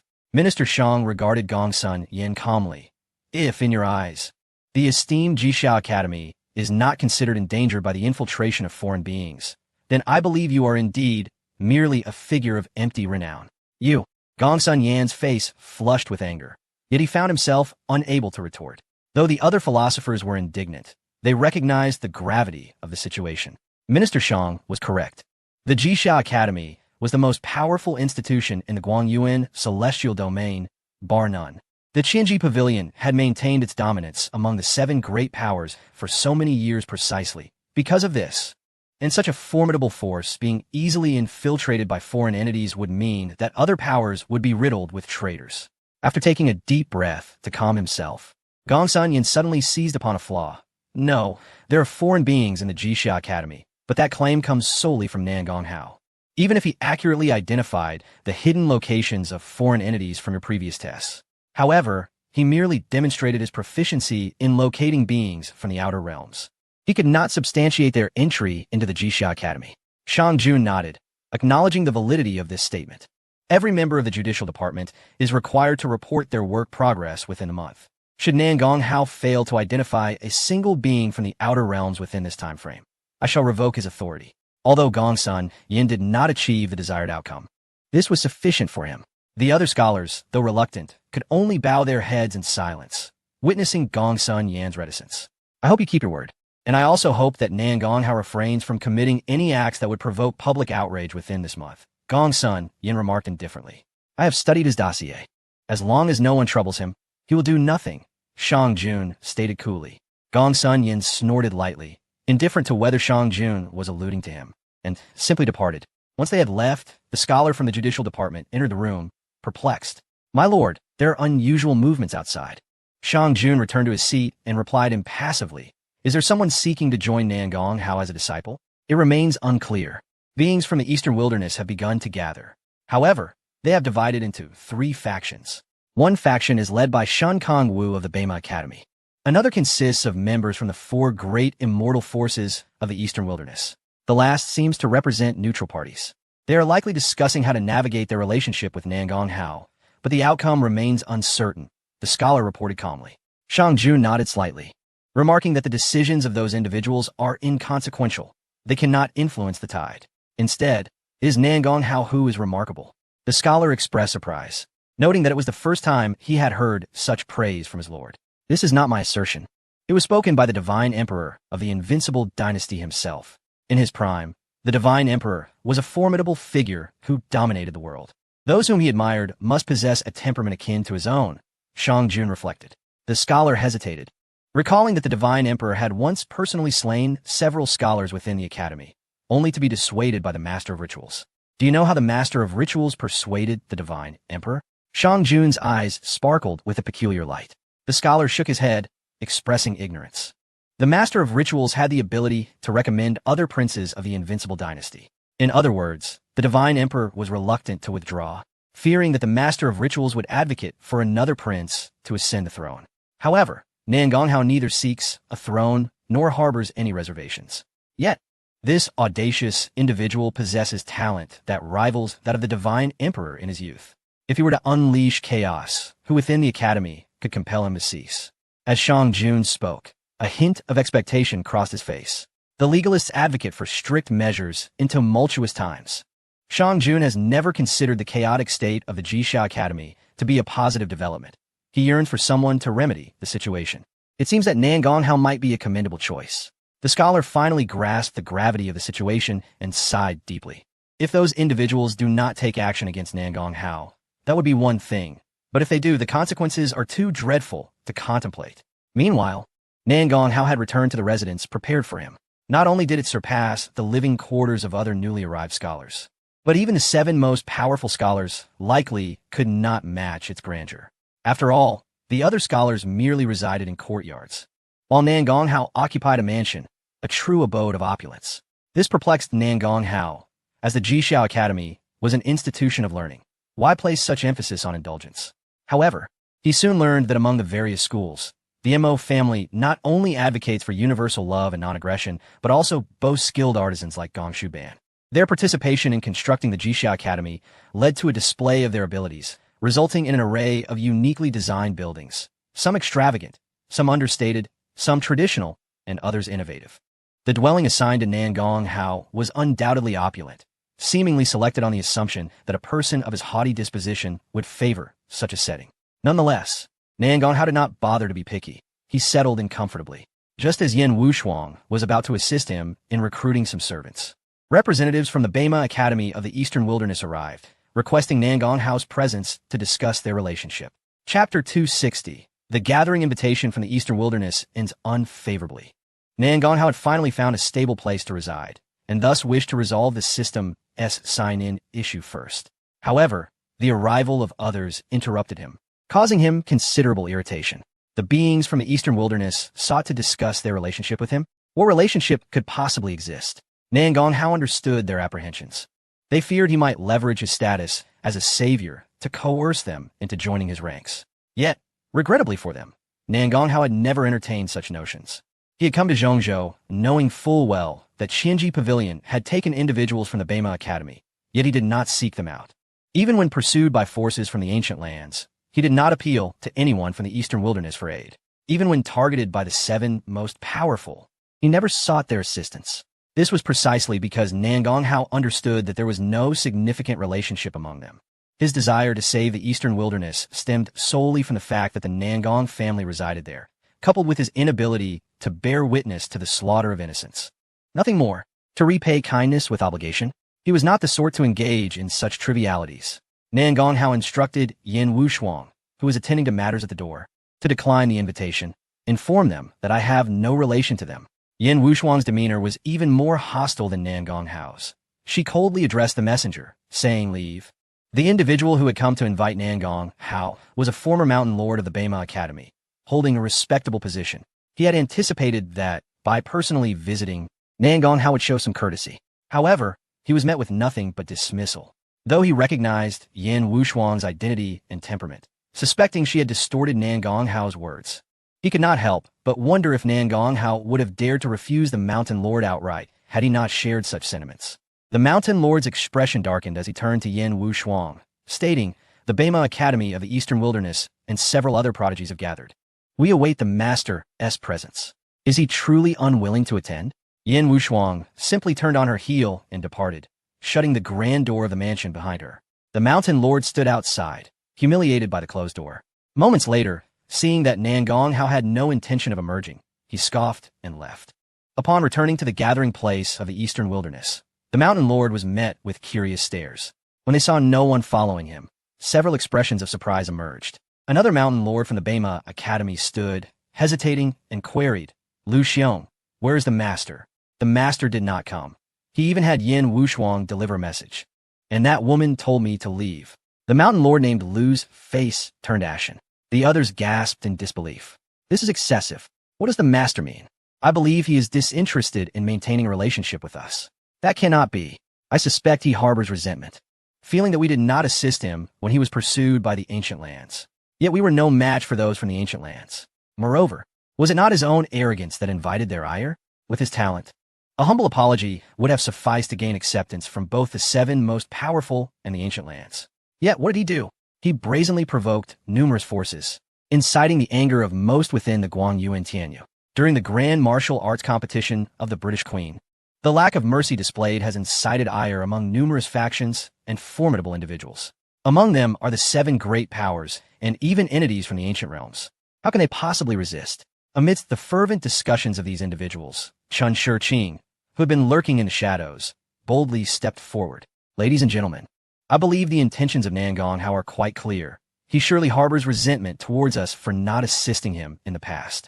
Now that he holds the title of inspector of the Jixia Academy, he no longer fears the seven great powers and assumes that we wish to curry favor with him, which is why we have refrained from approaching him," Chen Shiqing proclaimed. Upon hearing this, the crowd erupted in a chorus of complaints, each asserting that such thoughts had never crossed their minds. Even an elder mountain master rose with a solemn expression to declare, "Shiqing speaks wisely. The master must have misunderstood our intentions as being opportunistic. Hence, I hereby state that from this day forth, I shall not act in the name of the Bai Ma Academy in the Eastern Wilderness. I implore you all to hold me accountable." In response, other mountain masters stood up, vowing not to take advantage of Nangong Hao nor to seek wealth and status under his tutelage. Observing this, Chen Shiqing could not help but smirk inwardly. "Nangong Hao, regardless of your reasons for declining everyone's invitation, you shall undoubtedly regret today for the rest of your life. Had you come, you could have welcomed some individuals into your fold. Now, however, no one is inclined to seek you out. The people of the Eastern Wilderness will not approach you, and outsiders will certainly not either." Chen Shiqing appeared sorrowful on the surface, yet his heart was elated. Alas, this is indeed the master's choice. If he does not wish to accept us, we are not the type to seek advantage. Moreover, everyone has already found their preferred or affiliated sections. Let's continue our studies as usual. Should the master come to seek us out, we shall naturally extend the basic respect he deserves. If he does not, then I shall not pursue him, and I trust you all feel the same? Upon hearing Chen Shiqing's words, the crowd nodded in agreement. They had no desire to impose their warmth upon someone who showed them indifference. Thus, the gathering organized by the locals of the Eastern Wilderness disbanded in an atmosphere of discontent. This incident soon spread throughout the academy, becoming a source of amusement for many. They mocked the people of the Eastern Wilderness for ignoring those in distress, but eagerly gathering to celebrate Nangong Hao's promotion to inspector, only to be met with disdain. Of course, they also derided Nangong Hao, likening him to a ruler wielding a feather as a scepter. After Gong Sun Yin and others departed from the interrogation chamber, an announcement was made. Nangong Hao's appointment as inspector was time-limited. He must find beings from foreign realms, or his authority would last no more than a month. The crowd felt that tolerating him for a month was manageable. Once he relinquished his position, the ridicule directed at him would surely drown him in mockery. Furthermore, countless individuals were eager to challenge him. However, it is worth noting that several members of the Bai Ma Academy did not attend the gathering in the Eastern Wilderness. Among them were the top scholar, Jun Shen Kongwu, and Sun Bangyan.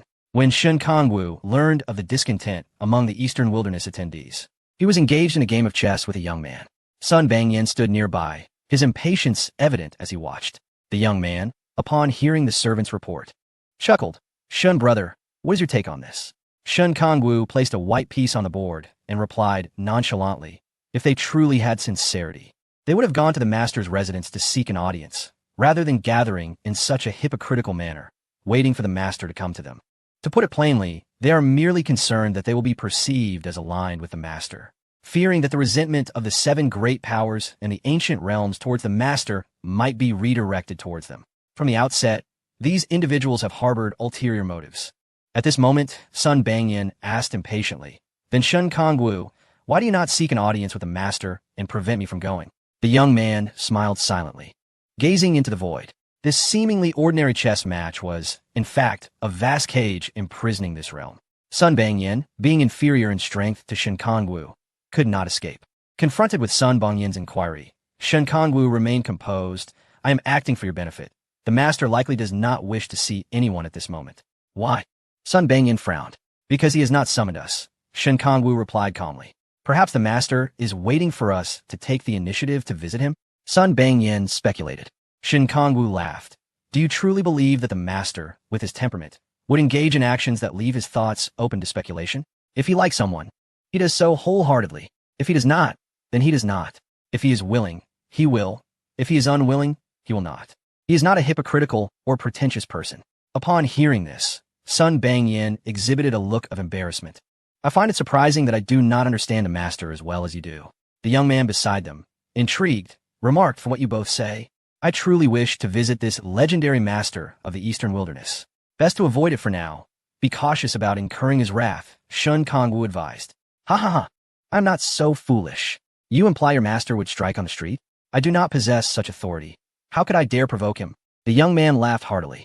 The external clamor had no impact on Nan Gonghao, who remained indifferent to the opinions of others. Signing in was of utmost importance. "System, is it possible to sign in here?" Nan Gonghao inquired. "Ding. Congratulations, host. You have successfully signed in, and your reward is Tao of Array." The system's reminder echoed. Nan Gonghao furrowed his brow upon hearing this. Tao of Array? That place seems to be located in the Demon Valley of the Heritage Site, does it not? I suppose I should take a look later. With this thought, Nan Gonghao began to examine the Tao of Array. This Tao, akin to the Tao of Elixirs, serves as an auxiliary tool. While it may appear weak, it possesses tremendous power. For Nan Gonghao recalled the matter. The Tao of Elixirs had been fused with the Tao of all things, complemented by the Tao of space. In due course, he could transform heaven and earth into a crucible, enveloping his enemies within and refining them into elixirs. Upon consumption, one would acquire all of the opponent's Tao, along with their essence. The Tao of Array might also serve a purpose in fusion. As for which Tao to merge with, he needed to ponder thoroughly. For several days, Nan Gonghao had grown disinclined to emerge from seclusion, preferring to delve into his studies at home. However, his reluctance to venture out left many astonished. Word had spread throughout the academy that Nan Gonghao had merely 1 month to investigate the beings from foreign realms. Everyone knew that should he fail to find a single being within that time frame, he would lose his position. Yet, 7 consecutive days had passed, and he showed no inclination of stepping outside. There had been no reports of anyone assisting him in his inquiries. Did Nan Gonghao truly remain oblivious to the limited nature of his authority? If so, it would indeed be a grand jest. Nonetheless, no one chose to remind him. Many within the academy awaited the spectacle of Nan Gonghao's misfortune. Even the people of the Eastern Wilderness, having been subjected to excessive ridicule over the previous gathering, were reluctant to intervene further.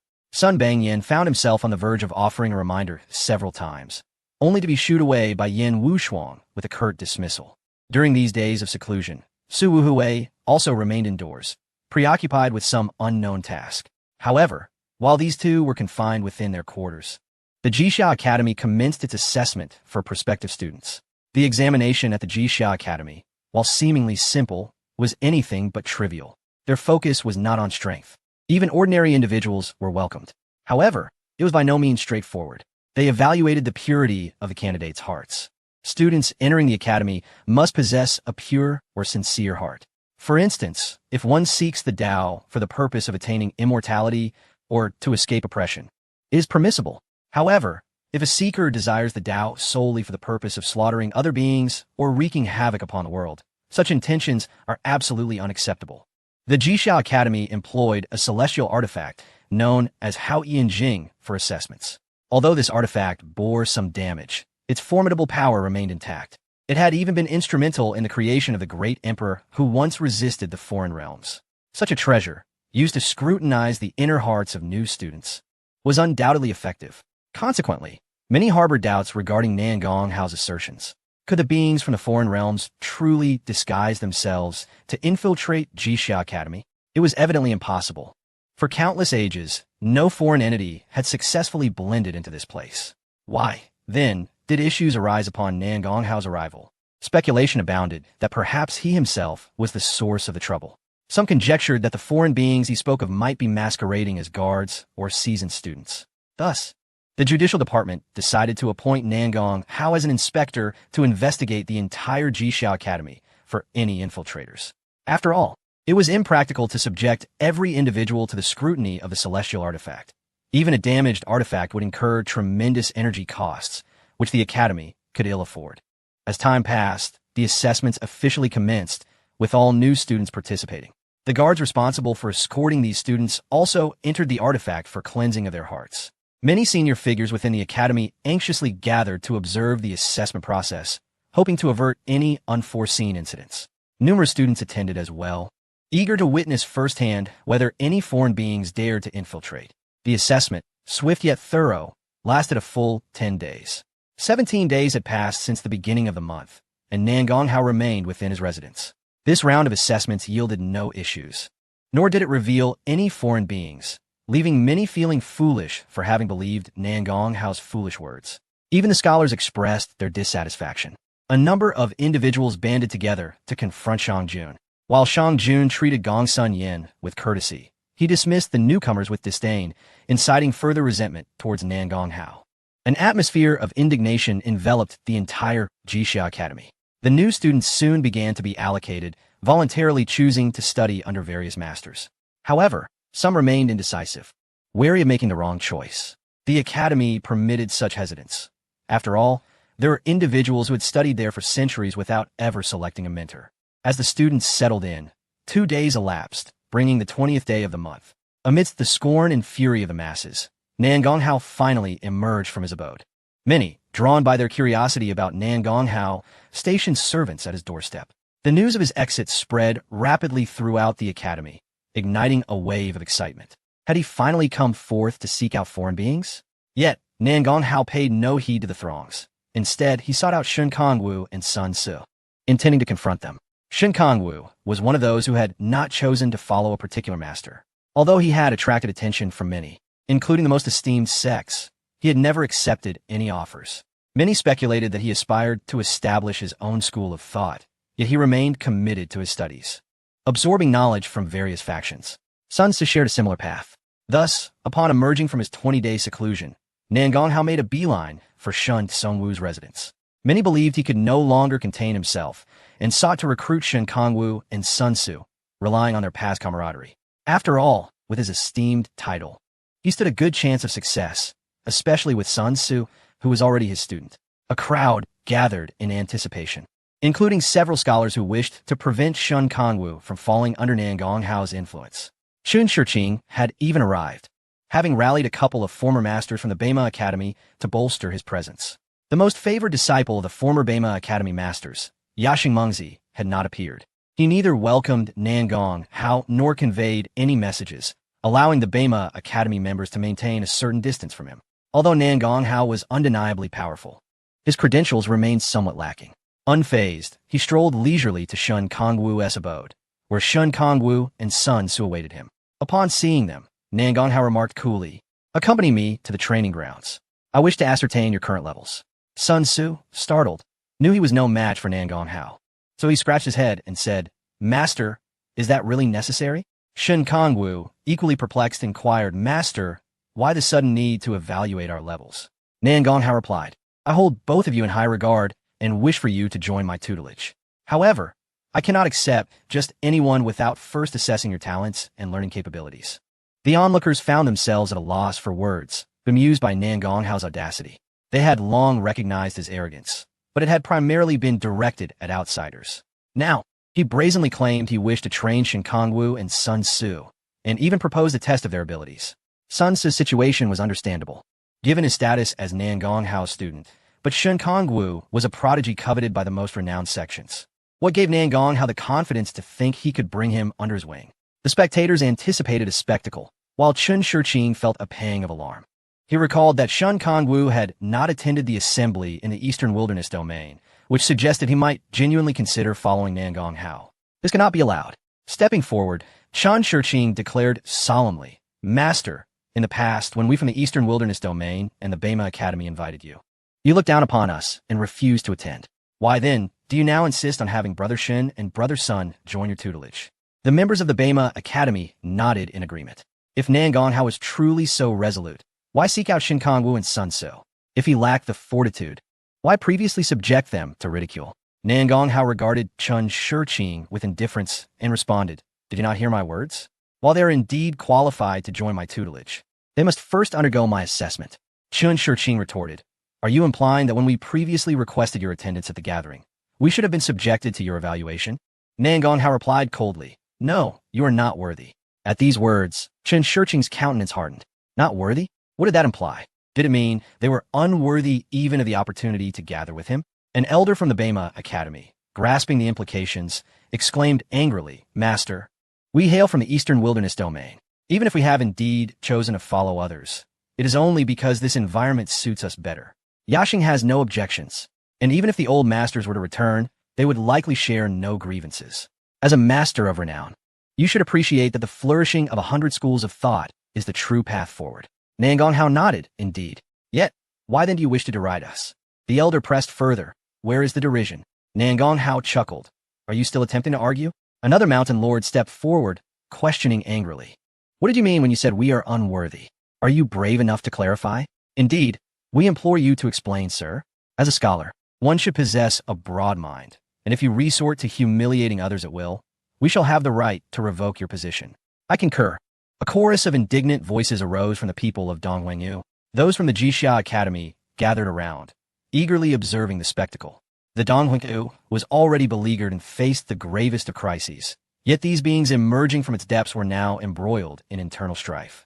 This ludicrous scene naturally elicited scornful amusement from the onlookers. However, the individuals from Bema Academy remained oblivious to this. They believed that Nangong Hao was deliberately mocking them, seeking to embarrass them publicly. Nangong Hao initially had no intention of engaging with these individuals. Yet, as he observed their incessant chatter, his expression grew increasingly frosty. "I did not mock you. I simply hold you in contempt. Would you care to know why?" Chen Shiqing promptly nodded, "Of course." "Then let me ask you this. Does the Jixia Academy have a rule prohibiting the dissemination of knowledge learned here?" Nangong Hao inquired. The crowd exchanged glances, some hesitating to respond, as they struggled to grasp the implications of his question. Shin Kongwu sighed softly and replied, "The Academy has never held such a rule. Even the sages would not mind their teachings being shared and would even encourage their students to propagate their doctrines. Indeed, the enduring respect for Jixia Academy stemmed not from the hoarding of knowledge, but from its open-door policy, welcoming learners from all walks of life. Even the ancient lands dared not make demands of the Academy lightly.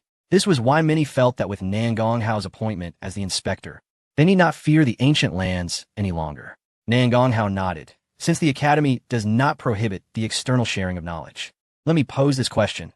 Who among you would be willing to leave the Academy and return to Bema Academy in Donghuangyu to teach its inhabitants what you have learned here? If you feel your knowledge is insufficient, I can facilitate your learning through Shan Kongwu and Sun Tzu, and then you may share that knowledge with others. Who among you is willing to step forward and show me?" Upon uttering these words, Nangong Hao cast a sardonic glance around. The once indignant crowd from Donghuangyu awkwardly lowered their heads or averted their gazes. Clearly, they were unwilling. Chapter 263. 1 against 2 studying at Jixia Academy is incredibly convenient, and the pace of progress is swift. To return to Donghuangyu to instruct others would only impede their own advancement. After witnessing the broader world beyond, these individuals, who once believed they had great potential, were certainly loath to return to the confines of Donghuangyu. As Nangong Hao noted that no one dared to answer his inquiry, he remarked coldly, "Now, does anyone still think I'm mocking you? I genuinely look down upon you, those who profess righteousness and morality." This declaration provoked a collective outrage among the Donghuangyu representatives. They were furious and frustrated, but found themselves at a loss for words. Chen Shiqing too felt the sting of insult, and, seething, was ready to retort. Yet at that moment, the enchanting woman who often stood by his side gently grasped his hand and whispered, "Do not speak further." Chen Shiqing usually heeded her words, but this time he could not restrain himself, breaking free from her grasp to declare loudly, "Nangong Hao, You question us so boldly. Will you dare to return now? I shall not return, Nan Gonghao shrugged. Ha ha ha. In the end, you are no different from us, merely selfish. However, I can arrange for the Jixia Academy to establish a branch in Dongling, Nan Gonghao said, observing the scornful expressions of the crowd. The moment these words were uttered, the crowd erupted in even more derisive laughter. Not only the people of Donglingu, but even the onlookers from afar could not suppress their mockery. Nan Gonghao, you may be a tad overconfident, they chortled. Indeed, while the academy has branches, they are established in places of promising potential. Donglingu may have its prodigies. It seems they have all gathered here, have they not? Did you not bother to investigate before boasting? Seeing Nan Gonghao being ridiculed, Chen Shiqing loftily inquired. What else do you have to say? After a moment of contemplation, Nan Gonghao asked, are there any representatives from the 3 teachings and 9 streams present? How many? The others ignored him, but Sun Tzu scanned the crowd and replied, 7. Did they speak earlier? Nan Gonghao pressed. Apart from Chen Shiqing, no one else did. Sun Tzu answered. Nan Gonghao let out a breath of relief. That is good. At least it proves that the top academic factions of Jixia Academy are indeed wise individuals. Now, let us proceed to the training ground for assessment. Once you join my ranks, I shall take you to seek out beings from beyond. Nan Gonghao's words elicited frowns from the crowd. They felt belittled, as if he implied they were inferior to the representatives of the 3 teachings and 9 streams. While this was a fact, it still irked them. As they witnessed Nan Gonghao truly leading Shen Kongwu and Sun Tzu away, Chen Shiqing coldly remarked, what? Unable to counter us? Are you trying to flee? The woman beside you is quite remarkable. It would serve you well to listen to her more, Nan Gonghao advised. He noticed that Chen Shiqing's aura had regained its vigor, likely due to the influence of the enchanting woman. It seemed he might have another opportunity to ensnare him later. Disregarding the furious Chen Shiqing and the visibly displeased onlookers, Nan Gonghao made his way to the training ground. Others naturally followed, eager to witness the extent of Nan Gonghao's prowess, which had become legendary throughout Guanyuan Tianyu, reputed for his unmatched combat abilities. At the training ground, a myriad of purposes awaited. Students could practice, test their strength, and engage in combat. As word spread that Nan Gonghao was to face Shen Kongwu and Sun Tzu, nearly everyone paused their activities, drawn by curiosity. After all, Nan Gonghao was a legendary figure in Guanyuan Tianyu, and his influence was undeniable. Furthermore, he had long been acclaimed for his unparalleled combat prowess. Nan Gonghao brought the two to the training platform without any unnecessary words or preparations, directly taking his place on the stage. The area quickly filled with spectators. With the influx of onlookers, the scene became overwhelmingly crowded. While the training ground typically had its fair share of attendees, such a gathering for a duel was a rare occurrence. As a result, even more people were stirred, coming to investigate. The garrison had to dispatch personnel to maintain order, lest any incidents arise. Even the head of the Judicial Examination Department, Shang Jun, received reports from his subordinates. He turned to the scholar beside him and instructed, go summon people to prepare. Once the duel concludes, Nan Gonghao should be ready to apprehend the beings from beyond. The scholar promptly nodded, understood.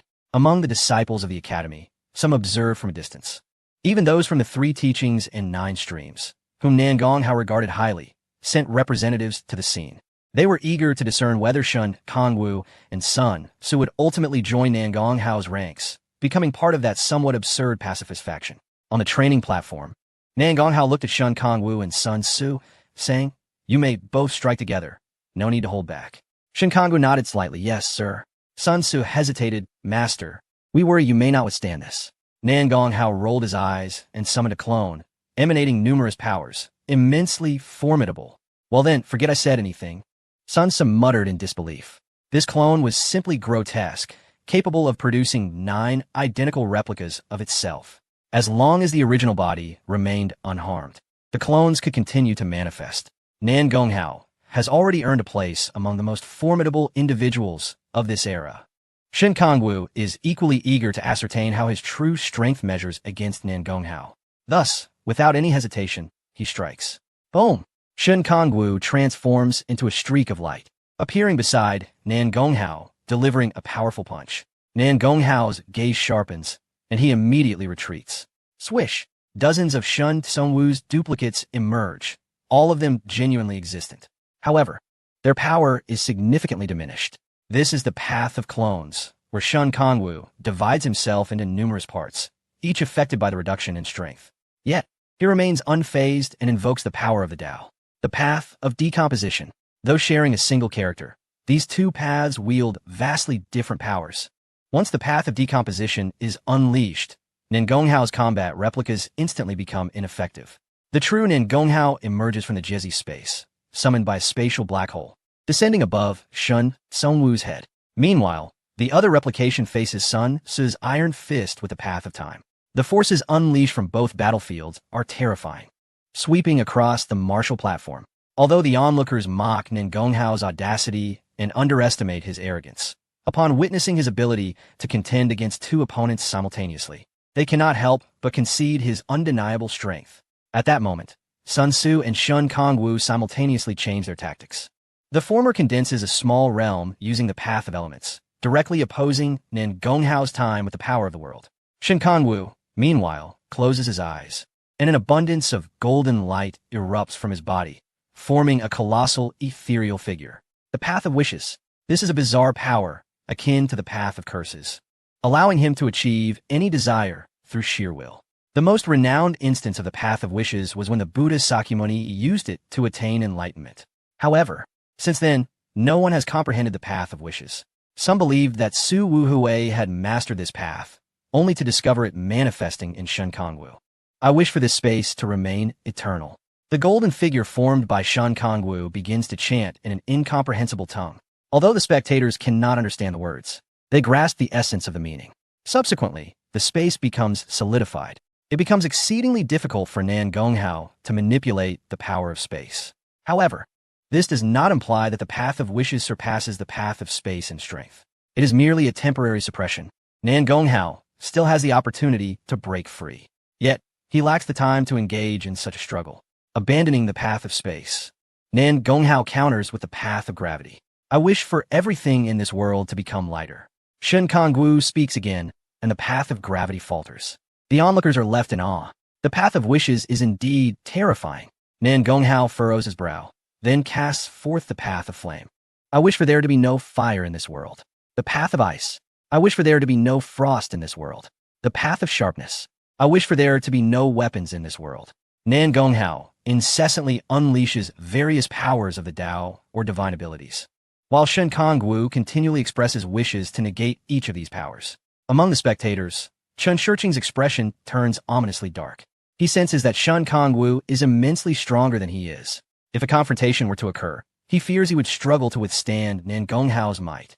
In light of this, he must acquire that item swiftly. The surrounding mountain lords cast complex glances towards Ningonghao. The once-renowned young master of Beima Academy seems to have gained considerable strength. Yet, it appears he is being overshadowed by Shun Kongwu. Just as the crowd contemplates this, Ningonghao suddenly smiles slightly. Suppressing over 20 of my Tao paths must be a significant burden for your Path of Wishes, no? Suppressing a Tao is not a simple matter of a single wish. Shun Kongwu must continuously expend energy, leading to immense consumption. Remarkably, he endures. Shun Kongwu responds nonchalantly. Master, if this is all your capability, you may soon find yourself defeated by me. Boom! Over 30 kinds of Tao powers erupt from Shun Kongwu. His innate talent is formidable, and after cultivating in the revered Jieshi Academy for some time, his strength is undeniably immense. The ancient sage rankings have already been shattered. Otherwise, his ranking would be even higher. Additionally, Shun Kongwu possesses not only the Path of Wishes, but also the formidable Path of Space. In fact, the Tao power he unleashes now appears even more formidable than that of Ningonghao. Many spectators display mocking expressions. Who would have thought that the once great master of Beima Academy would not match the strength of his own student? Moreover, he had the audacity to claim he would measure Shun Songwu's power. If he were to lose, it would be a resounding slap to his face. Bang, bang, bang. Sun Tzu finally cannot withstand the onslaught, and against Ningonghao's might, he is sent flying off the platform. Surrounding spectators jeer. Sun Tzu, we all know you stepped down to allow Ningonghao to fight Shun Kongwu with full force, but that won't save him. Others share the sentiment. For anyone to see, such a powerful Sun Tzu should not be so easily defeated. Yet, Sun Tzu's complexion pales as he urgently cries, Shun Kongwu, defend. Defend. Hearing this, Shun Kongwu, who is about to unleash his power, realizes something is amiss. All Tao powers instantly return to defend him thoroughly. In the next moment, a vast wave of energy erupts from the martial platform. Although the 20-plus Dao powers that Nan Gonghao had just released were suppressed, they quickly interconnect and intertwine. Buzz. A terrifying shadow of a world materializes in the sky. Within that world, everything is primordial and empty, yet it faintly emanates supreme power. It resembles the celestial realm. The onlookers are aghast, for at this moment, regardless of the realm of the strong, even numerous divine-grade sovereigns feel their insignificance in the face of this move. Divine Domain is indeed a divine domain. He, at the 5-star sovereign level, has surprisingly triggered a divine domain. No, it is an even more potent power than the divine domain. How could there not be a single entity among 1,000 divine-grade sovereigns capable of manifesting a celestial domain? The crowd's voices tremble, filled with disbelief. They struggle to comprehend how a being like Nan Gonghao could exist. Then, that primordial world descends, accompanied by Nan Gonghao's supreme voice, Break. The golden figure formed by Shun Kongwu through the path of wishes shatters instantly, simultaneously, with a series of dull thuds. The 30-plus Dao powers emanating from Shun Kongwu crumble without resistance.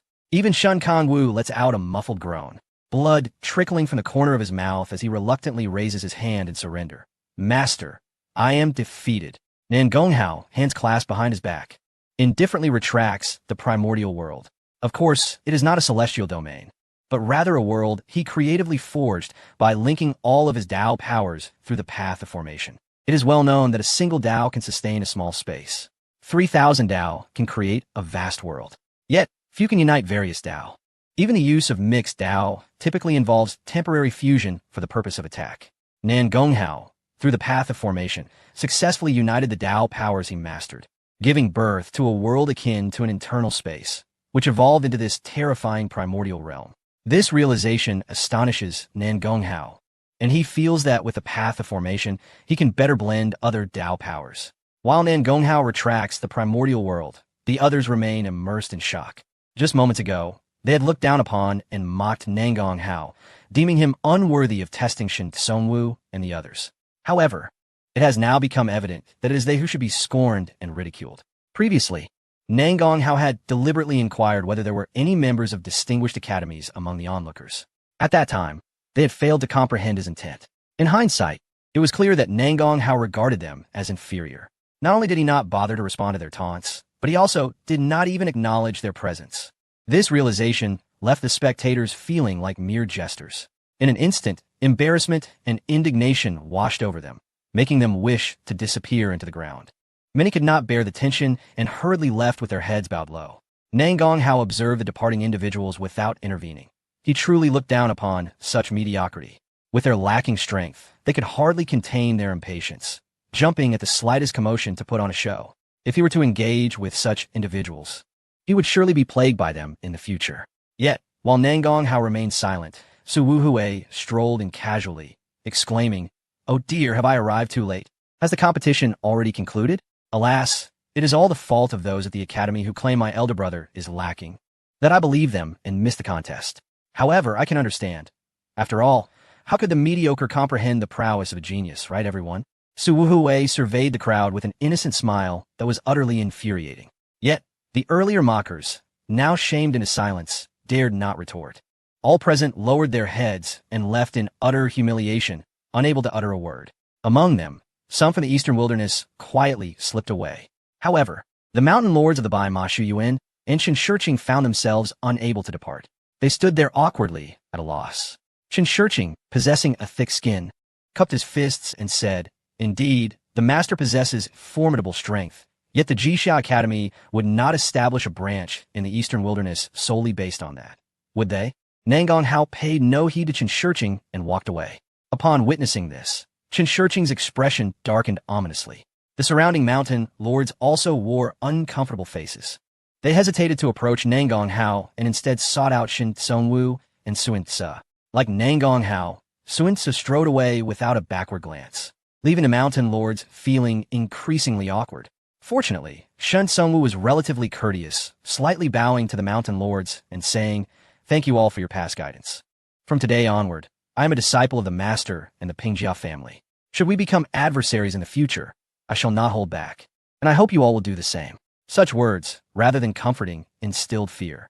Did this not signify a complete severance between those led by Nangong Hao and the by Ma Shu Yuan of the Eastern Wilderness? While separation might not invoke fear, should conflict arise, these individuals would undoubtedly be no match for them.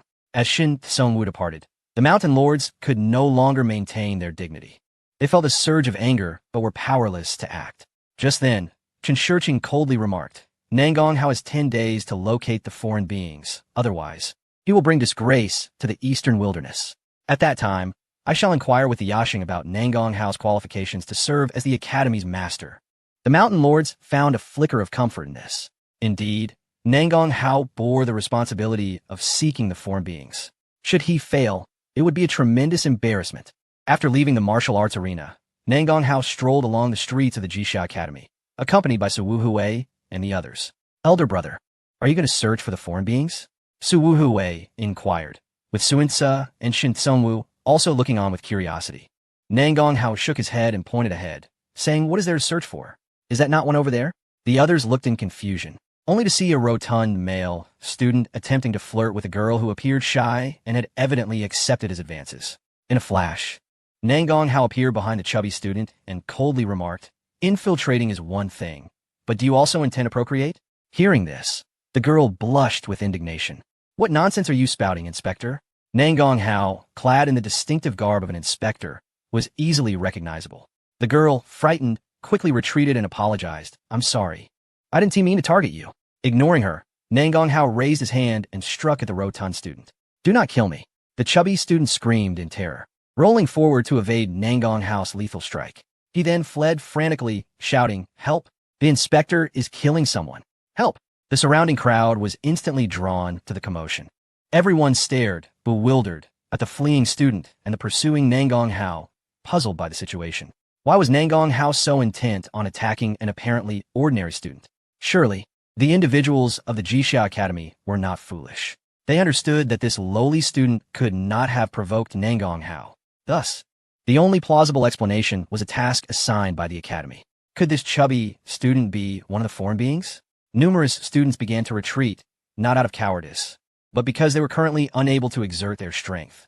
The chubby student's speed, capable of evading Nangong Hao, indicated he could unleash considerable power. Under such circumstances, they had no hope of assisting. The best they could do was to not complicate matters.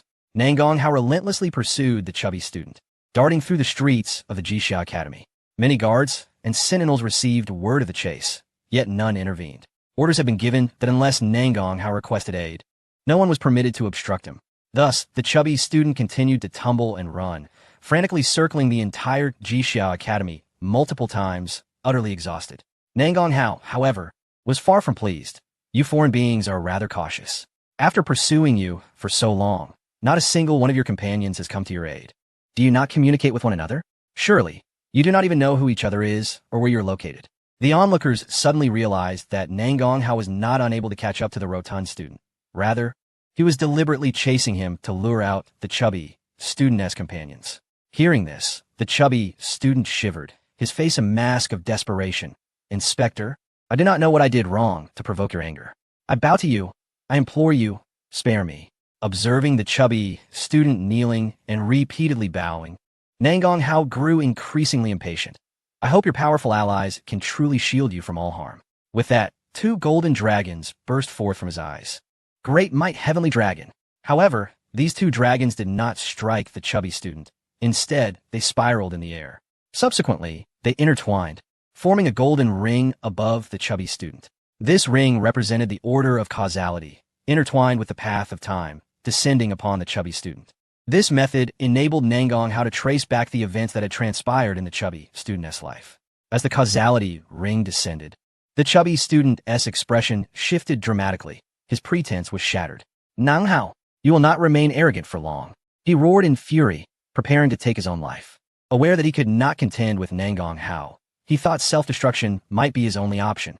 Nangong Hao let out a cold laugh. Stop him. With a hum, a beam of earthy yellow light erupted from the ground, enveloping the chubby student. His body stiffened, immobilized, unable to commit suicide, and even his consciousness was suspended. The causality ring then encircled the chubby student, swiftly transporting him back to a moment in the past. Everything he had experienced began to replay before the eyes of the onlookers.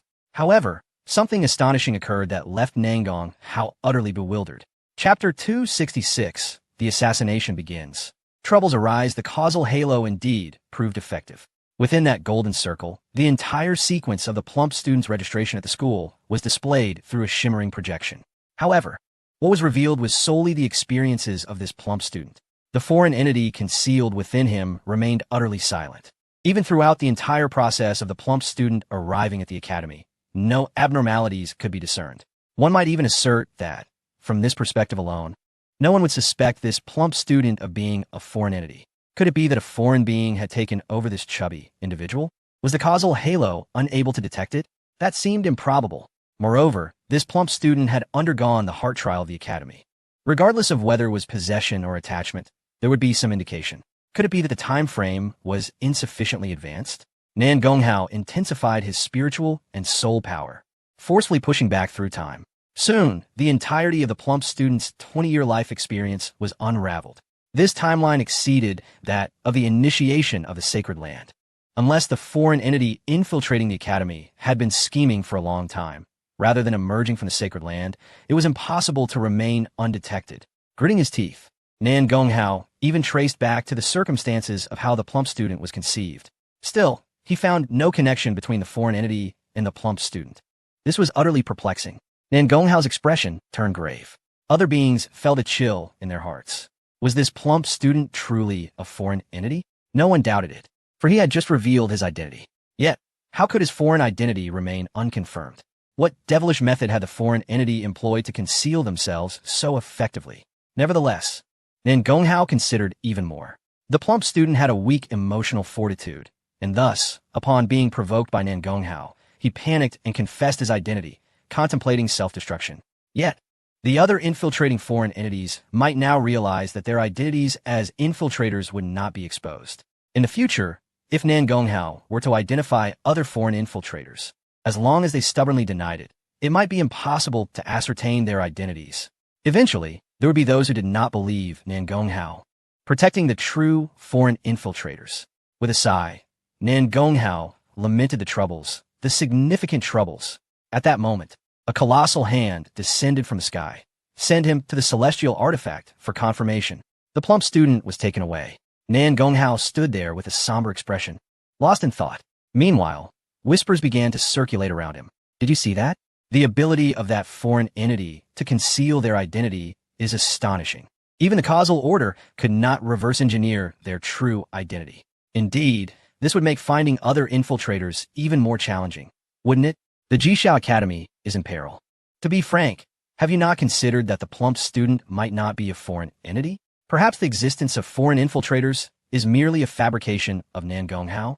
After all, the plump student has admitted it. He never stated that he was a foreign entity. Perhaps he was merely frightened into incoherence? Such speculations were not without merit. The crowd debated fervently, with some willing to trust Nan Gonghao, while others were skeptical. The discussions persisted, and these comments reached Su Wuhui and the others, who were quite displeased. Nan Gonghao, however, paid them no mind. He had anticipated such doubts. At that moment, an ancient voice resonated from the heavens. The celestial artifact has confirmed that the plump student is indeed a foreign entity and has been eradicated. Upon hearing this, the expressions of the many students varied. Some felt embarrassed for their earlier misjudgments, while others harbored concerns about the reality of infiltrators. Had foreign entities grown so powerful? Yet, Nan Gonghao maintained his composure, heading straight for the interrogation chamber. Shang Jun awaited him. You're here. Your term has been extended. Have you imprisoned him within the celestial artifact? Nan Gonghao inquired directly. Beside him, Su Wuhui was perplexed. Who? The plump student, Shun Kongwu explained blandly. Su Wuhui was taken aback. Why? Isn't he a foreign entity? Even if not executed, shouldn't he be sent for dissection and research? Shang Jun interjected. Because the celestial artifact could not confirm whether that individual is indeed a foreign entity, the Academy cannot indiscriminately kill the innocent. Su Wuhui was astonished by this revelation. Although Sun Su and Shun Kongwu had anticipated it, they still displayed signs of shock. Yet, Nan Gonghao had been mentally prepared, stating nonchalantly, moving forward, I suspect many will impede my quest to identify foreign entities, will they not? No, Shang Jun tossed out a scroll, stating, A serious incident has occurred, and it is a grave matter. Nan Gonghao's gaze sharpened as he flicked his fingers, severing the cord binding the scroll. The scroll unfurled on the table, revealing its contents. At 1:15 yesterday, 3 exceptionally gifted young cultivators at the Qingshan Academy branch met untimely deaths. This was the first line, written in bold black ink, quite conspicuous. The subsequent lines detailed various analyses regarding the situation, with an 80% probability that foreign entities were responsible. Nan Gonghao furrowed his brow. Not only does Jixia Academy have infiltrators, but there are also external threats? And they struck so swiftly? Indeed, Shang Jun nodded. I suspect these individuals are not hiding, but are intent on undermining the Foundation. With such events occurring, let alone the families of those 3 young geniuses seeking retribution from the Academy, who would dare to send their disciples to the Academy for education in the future. Nan Gonghao agreed. Precisely. So you wish for me to assist in capturing the infiltrators? Shang Jun shook his head. The Academy has numerous branches. Running back and forth would exhaust you. More importantly, are you willing to share the methods that allow us to confirm the existence of foreign entities? Understanding the implications, Nan Gonghao realized that Jixia Academy desired the techniques he had acquired from foreign powers. By cultivating these methods, they could sense the presence of foreign entities. This was indeed true, yet it depended on the content and potency of the techniques. Generally, cultivating ordinary foreign techniques would only allow one to sense whether an individual before them had also practiced foreign techniques, provided the other party was not concealing their abilities. If the opponent chose to hide, the effect would be nullified. Otherwise, if anyone could easily detect hidden foreign beings through mere cultivation, they would have long been eradicated. Nan Gonghao's ability to perceive foreign entities from afar was related to his cultivation of the De Meng Tong, Xianju, and Tian Minggong, but more so to his unique constitution and abilities. Nan Gonghao stated coolly, my ability to detect foreign entities is not solely due to the techniques. As you should be aware, you were once relentlessly pursued by the Tian tribe, known for their expertise in soul-related techniques. Thus, we suspect you possess some of their top-tier techniques, and hope you might share or exchange them with us. Shang Jun displayed sincerity. Nan Gonghao shrugged. Exchange? I do indeed possess the Tian Minggong. Shang Jun's eyes gleamed with excitement. The technique of the Tian Gui Zun? Is it the complete version? Indeed, Nan Gonghao confirmed. Bang! Shang Jun slammed the table, brimming with exhilaration. Excellent. Let us make the exchange. The Academy is absolutely willing to fulfill any of your conditions. Chapter 267. The Great Cataclysm in Guanyin Heavenly Domain. Nan Gonghao gazed at the ecstatic Shang Jun, stating, you should be quite aware of what I desire. The previously exuberant Shang Jun's expression gradually returned to calm. Yes, he understood. Nan Gonghao's conditions had been publicly declared before. He wished to establish a branch of Jixia Academy in the Eastern Wilderness. I find that request rather simplistic. You cannot possibly fulfill it so easily, Shang Jun remarked indifferently. Indeed, Nan Gonghao smiled slightly. I also require that Jixia Academy dispatch 100 divine-level Saint Kings to oversee the Eastern Wilderness and offer instruction. Hiss! Su Wuhui and the others collectively inhaled sharply. Even Shun Kongwu, who is typically adept at strategizing, could not help but gaze in astonishment at Nan Gonghao. This request was utterly preposterous. Indeed, Shang Jun firmly declared impossible. This is for your own good. Nan Gonghao's expression returned to its usual indifference. Are you suggesting that the Jixia Academy is in danger? Shang Jun furrowed his brow. Having been invaded by beings from beyond, we are unable to even detect their celestial artifacts. Is there any doubt regarding the peril facing the Jixia Academy? Nan Gonghao retorted. Shang Yun fell silent. After a moment, he shook his head, insisting, I need another reason, one that is substantial. Can you guarantee that beings from beyond will not infiltrate the upper echelons of the Jixia Academy? Can you assure me that the 7 supreme powers will remain unaffected? Can you promise that they will not launch a sudden attack? Boom! Before Nan Gonghao could finish his sentence, an explosion erupted outside. The tremendous blast, accompanied by faint cries of anguish, caused Shang Jun's expression to darken dramatically. The others present were equally filled with rage and alarm. Nan Gonghao sighed softly indeed. The most effective form of destruction is to instill doubt in people's faith in this place. Those words sent chills down the spines of everyone present. What is the Jixia Academy? It is the sacred ground for the entire Zhongzhou, indeed for the entire Guangyuan celestial domain. It is enveloped by nearly 3,000 paths. It is a dazzling convergence of myriad schools and philosophies. It boasts countless masters capable of resisting all adversities. It even possesses celestial artifacts capable of suppressing the annals of time. Hence, whether among the human race or other beings, there exists a singular thought. The Jixiao Academy shall never be breached, especially after enduring assaults from the four outer realms, during which several supreme forces collapsed.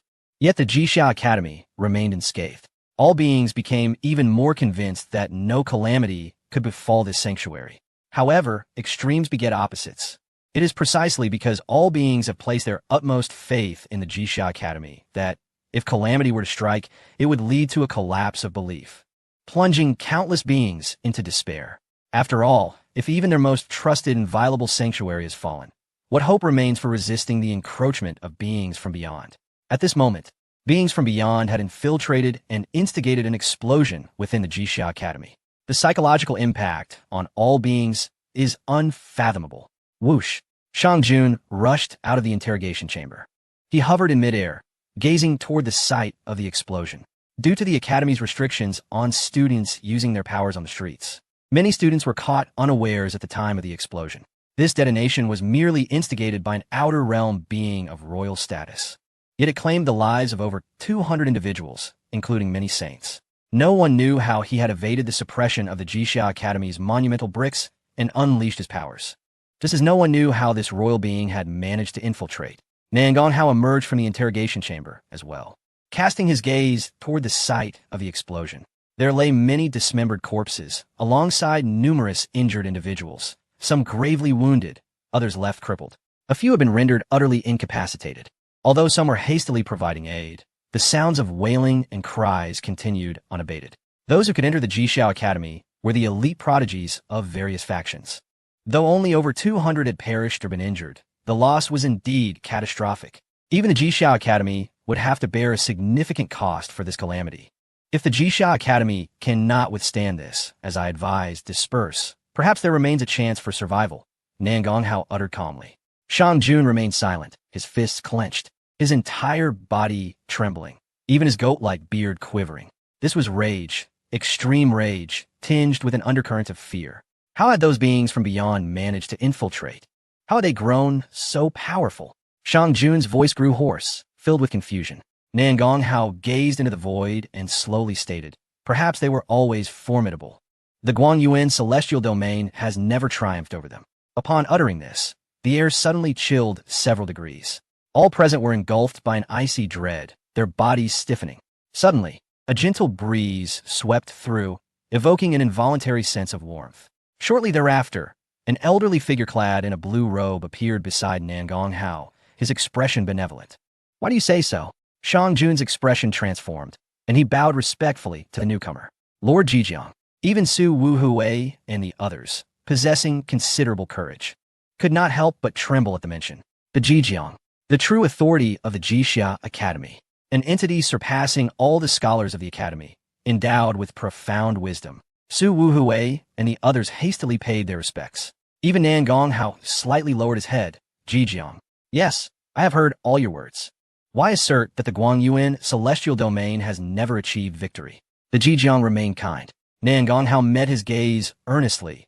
"The Qianzhige was capable of deducing my identity. It should also be able to predict current and future events. Yet you still could not avert the invasion by beings from beyond, which indicates that you were never their match." Upon hearing this, Shang Jun's countenance changed drastically. He had forgotten. He had completely overlooked the fact that the Jixiao Academy was dependent on the Qianzhige. How foolish he had been, akin to the ignorant masses. Many believed that the Qianzhige had risen to become the foremost among the 7 supreme forces solely due to its association with the Jixiao Academy. In truth, this was not the case. After all, how could a small faction cultivate a top-tier power? The Jijiang nodded slightly. "The latter part of your statement holds merit. The Qianzhige has conducted 17,821,000 simulations, resulting in the sacrifice of over 100 Nirvana-level Saint Kings, and all outcomes have been consistent." Nan Gonghao raised an eyebrow. The Guangyuan celestial domain faces utter annihilation. The Jijiang's gaze grew distant. That single sentence pierced the heart like a bone-chilling winter wind. Fortunately, those around were resolute individuals. Thus they did not succumb to overwhelming fear. Nan Gonghao inquired, "So what brings you to me?" "This leads us to the 821-001 SD simulation conducted by the Qianzhich. During that simulation, we initially believed it would be no different from the previous ones. Yet an unexpected event occurred. A glimmer of hope emerged in the Guangyuan celestial domain. Through our calculations, we suspected it was related to the birth of Savior. Therefore, we utilized celestial artifacts to trace the entirety of the Guangyuan celestial domain and discovered that at that time, 12 billion newborns had come into the world. After years of observation and elimination, we finally identified several candidates, of which you are one. The Zhejiang spoke calmly. Su Wuhui and the others turned their gazes toward Nan Gonghao. However, Nan Gonghao displayed no signs of surprise. Rather, he appeared somewhat disappointed. I had thought I was the only one. Ironically, among those suspected of being saviors, your likelihood is the smallest, the Zhejiang chuckled. Thank you for the information. Where are the other candidates? Nan Gonghao inquired curiously. One is on the outer battlefield. One is in the ancient lands. One is missing. And the last one is right here in the academy. The Zhejiang smiled. Would you like to meet him? Nan Gonghao hesitated slightly and replied, Do not tell me that person is you. The others present exchanged glances. The Zhejiang laughed, a rather dull joke, but you resemble my junior brother perfectly. No wonder he places such importance on you. Nan Gonghao was taken aback. Your junior brother? The venerable master of the Beima Academy? For reasons unknown, Nan Gonghao's first thought was of that venerable master who had ventured into the outer void. The Zhejiang nodded, indeed. Nan Gonghao smiled wryly. In the legacy he left for me, there was not a shred of information regarding Zhongzhou or other domains. At the time, I assumed he had never been here. It now appears that he simply did not wish to provide me with information about this place. The Zhejiang sighed yes. My junior brother intended for you to remain in the Eastern Wilderness domain, growing strong enough before emerging. Unfortunately, he never anticipated that the ancient lands would mobilize their forces to attack the Eastern Wilderness domain. And all of this was merely to force you out of hiding. Upon hearing the words, Nan Gonghao's countenance darkened. Even Sun Tzu drew a heavy breath. His face ashen was that calamity, which spread across the Donghuang territory and claimed countless lives, orchestrated by the ancient land. A murderous intent emanated from Shen Songwu. Shang Juan lowered his head, clearly already aware of the truth. The Zhejiao did not conceal anything. Before my junior departed, he condensed the righteous aura of the emperor's power into a vast river, sealing the Homing Demon Sea. Without the assistance of the ancient land, how could the Homing Demon Sea so easily breach that seal? You must be wondering why the ancient land has placed a mark of pursuit upon you. Do not overthink it. They do not seek to motivate your cultivation. They simply wish to eliminate you. Their goal, naturally, is that in the Guangyuan heavenly domain, there can only be one savior. Upon hearing the Zhejiao's explanation, Nan Gonghao felt a sense of relief. His prior concern was that the ancient land, out of goodwill, deliberately attacked the Donghuang territory to compel him into the role of the world as savior. If that were the case, it would indeed be difficult to discern whether the ancient land was benevolent or malevolent. Now, realizing that the ancient land nearly devastated the Donghuang territory solely for their own interests, a clear resolution emerged. They must be vanquished. This was the only solution. Nan Gonghao looked to the Zhejiao. It seems that we, as saviors, must also compete against each other. I am not particularly fond of this notion, but the possibility of conflict looms large. The Zhejiao remained composed. He had participated in the simulations a million times. As one who had witnessed the annihilation of the Guangyuan heavenly domain countless times within the illusions of those simulations, the Zhejiao had grown accustomed to facing any outcome with tranquility, even if the world were to unravel at that very moment. Nan Gonghao, however, dismissed the notion with indifference. If competition is inevitable, what do you think of my suggestion? To disperse the power of the academy? The Zhejiao raised an eyebrow. That is not feasible. However, I can agree to establish a branch in the Donghuang territory. Nan Gonghao spread his hands. What if I were the savior? Perhaps, in that case, the Donghuang territory might become the last bastion of safety in this world. Would you not be willing to allocate some of your strength there? The Zhejiao laughed heartily. My refusal to disperse the Academy's forces is indeed to preserve our might, but not for mere survival. It is for the glory of dying in battle. With that, he turned it apart. Shang Juan followed suit. Su Wuhui approached, scratching his head in confusion. Brother, what does the Zhejiao mean? To gather strength and await a desperate battle. Nan Gonghao regarded him with admiration. Apart from the venerable master of Bai Ma Xun, he had seldom respected anyone else. No, it should be a group of individuals. The members of Jixia Shuigong truly deserve to be regarded as the hope of humanity. Their unwillingness to disperse their strength is to maintain peak combat effectiveness, enabling them to resist external invasions with all their might, even at the cost of total annihilation. This alone surpasses all other supreme powers. Nan Gonghao descended from the heights of the interrogation chamber. Sun Ce hastily called out, "Master, where are you going?" "To kill." Nan Gonghao left those words behind and vanished like the wind. Shen Songwu followed suit. Su Wuhui scratched his head. "I wish to help, but I cannot exert my strength." "Where do you stand?" Sun Ce was speechless. "Huh? Why am I floating in the air? Can Jixia Shuegong now utilize their power?" Su Wuhui was astonished. Sun Ce groaned. "You just realized? An invasion from external enemies has occurred. If we do not utilize our power now, we will all be waiting for death." With that, Sun Ce shook his head and hurried after Nan Gonghao. Su Wuhui quickly followed. "Wait for me. I'll help too. Or perhaps I'll make a wish." Although there is no wish Dao, the effectiveness of his wishes surpassed even that of Shen Songwu. Nan Gonghao naturally required Su Wuhui's wishmaking. Although he could locate the external beings himself, this method was evidently more convenient. Su Wuhui stood still, hands clasped together. "Heaven bless me. Let a being from the outer realm fall before me." Bang! A figure crashed heavily before Su Wuhui. Nan Gonghao, is it truly that effective? Shen Songwu, should I teach you the wish Dao? Sun Ce nodded repeatedly nearby. This indeed seems plausible. However, when Nan Gonghao glanced at the fallen individual, he recognized her, Princess Ma Ning. This princess had once lost to Nan Gonghao in a martial competition against the Yingnu sect. Due to a misunderstanding, Nan Gonghao had damaged her undergarment, earning him the scorn of a lecher and prompting her to hire someone to deal with him. At this moment, the princess lay on the ground, blood spewing from her mouth, her face pale, in a state of severe unconsciousness, teetering on the brink of death. On her back, there was a massive handprint, as if she had been ambushed. Have these beings from the outer realm already begun hunting the 7 supreme heirs sent to the academy? Nan Gonghao's gaze flickered as he turned to Su Wuhui. "Give her a sacred medicine." With a swoosh, he soared into the air, a tremendous surge of spiritual power unleashed, scanning the surroundings. In an instant, Nan Gonghao locked onto a being from the outer realm. If that entity had chosen to remain hidden, he might not have been able to find them. Just as before, when he had scoured the entire academy with a plump student, he had not located a second being from the outer realm. However, now that the being had attacked Princess Ma Ning, there was no chance they could conceal themselves so flawlessly. Nan Gonghao coalesced a spear of holy light and shot it towards the lurking being from the outer realm. Whoosh! Accompanied by a long howl, a spear appeared in midair, shattering the holy light spear. Simultaneously, a furious voice shouted, "Stop! He is not an outer being, but has merely wounded the princess by accident." Someone from the academy obstructed Nan Gonghao. Ignoring the interference, Nan Gonghao pointed to the ground. Explode. The power upon the Taoist azure bricks was instantaneously triggered, unleashing an overwhelming cacophony of explosions that engulfed the scene. The figure that had blocked Nan Gonghao let out a scream as they staggered backward.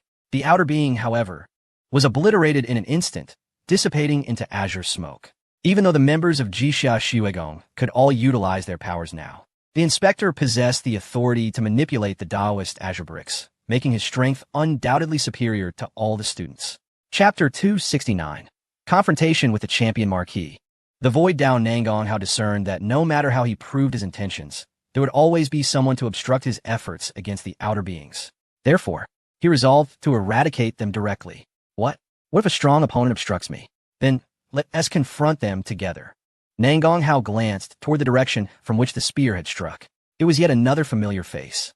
The god of War Palace, Yang Jiao. This fellow had previously provoked Nan Gonghao and had been beaten. Is he still being unruly? Yang Jiao had been caught in the previous explosion, sustaining significant injuries. Blood at the corner of his mouth. Perhaps sensing Nan Gonghao's gaze, he looked up, gritting his teeth. Nan Gonghao, do you know that the person just now was the younger brother of the Champion Marquis? Now I know. Nan Gonghao expressionlessly raised his hand. A burst of explosive light flickering. Yang Jiao was taken aback, then terrified, shouting, "What are you going to do?" "As an inspector, I am tracking the outer beings. Yet you assist their escape. In that case, I suspect you are colluding with the enemy. You must be punished." Nan Gonghao brought his palm down. Yang Jiao's expression turned to one of horror. "No, this is personal vengeance." Boom! The power of the Tao erupted, and Yang Jiao was instantly annihilated. Before absolute power, He had no capacity for resistance whatsoever. This scene stunned many students watching from afar. They were uncertain whether Nangong Hao truly believed these two were outer beings. However, his casual execution of a fellow student sent chills down everyone's spine. After all, no one knew on what basis Nangong Hao determined who was an outer being. Just at that moment, as Yang Jiao howled, a figure rushed in from a distance. The figure radiated violent power, an ominous aura, clearly a top-tier powerhouse. Yet when the individual halted and revealed their true face, it was a youth. It was the champion Marquis, the undefeated young lord of the unbeaten dynasty. Aside from him, who else possesses such an overwhelming aura, bravely leading the charge and emerging victorious in every battle? To speak candidly, Nangong Hao is not lacking either. The crowd buzzed with excitement, marveling at these two figures, one heralded for his unblemished record, the other deemed invincible among his contemporaries. What kind of sparks would ignite if they clashed? In the distance, the champion Marquis floated in the void, enveloped in a chilling divine radiance, and remarked with indifference, "To slay my brother and eliminate Yang Jiao.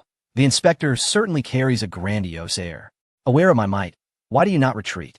Nang Hao Snot, you indeed possess audacity, yet it is a pity that I am also a divine guard." With a gesture, the champion Marquis summoned the azure bricks of the grand row below. The divine guards and inspectors were not of the same caliber, and their control over the azure bricks varied accordingly. Nevertheless, the champion Marquis was confident that he could engage Nangong Hao in a head-to-head confrontation with comparable strength. Nangong Hao discerned the champion Marquis' intent and coldly retorted, "I suspect you have ties to the Outer Realms." A chill ran through the hearts of the onlookers. Had Nangong Hao completely abandoned his pretense? Anyone who opposed him would be framed with charges? Many students felt a surge of indignation. What kind of inspector was this? What sort of law enforcement was this? Even among the philosophers, some could no longer stand idly by, questioning from afar. Nangong Hao, if you cannot produce evidence. This is mere slander. The presence of philosophers questioning changed the significance of the matter. Yet, Nangong Hao was unperturbed, mocking with a smile. Why would a champion of an undefeated dynasty suddenly turn his hand against their princess? An accident. The champion Marquis replied with indifference. I too was involved in an accident. Oh no, it was a miskill. I merely sought to capture them, but they resisted. Nang Hao Gao De. Such words incited outrage among the crowd. One figure bellowed, "This is absurdity devoid of reason. To consider an accidental injury as justification while dismissing my words?" The speaker continued, "In the future, refrain from spewing such nonsense, lest you fail even in your defense of kin." Nang Hao Se Gon Li. The figure was incensed. The champion Marquis then exclaimed, "Less talk, dare to fight." Gome. Nangong Hao soared into the sky. They had to distance themselves from Jixia Xuan, for the aftermath of their battle could claim the lives of many weaker souls nearby. Upon witnessing Nangong Hao abandon the use of the Grand Road's azure bricks, the champion Marquis scoffed, "You still possess some courage." With a whoosh, he too ascended into the air. The two prodigies were about to engage in battle. This was far more severe than Nangong Hao's earlier trials against Shen Tsongwu and his companions. After all, at that time, everyone knew there would be no fatalities, and injuries were unlikely. But now, both Nangong Hao and the champion Marquis were top-tier prodigies. As the saying goes, two tigers cannot coexist on one mountain. One must perish for their conflict to conclude. What a spectacle it promised to be. Many students immediately took to the skies, seeking suitable vantage points to witness the clash.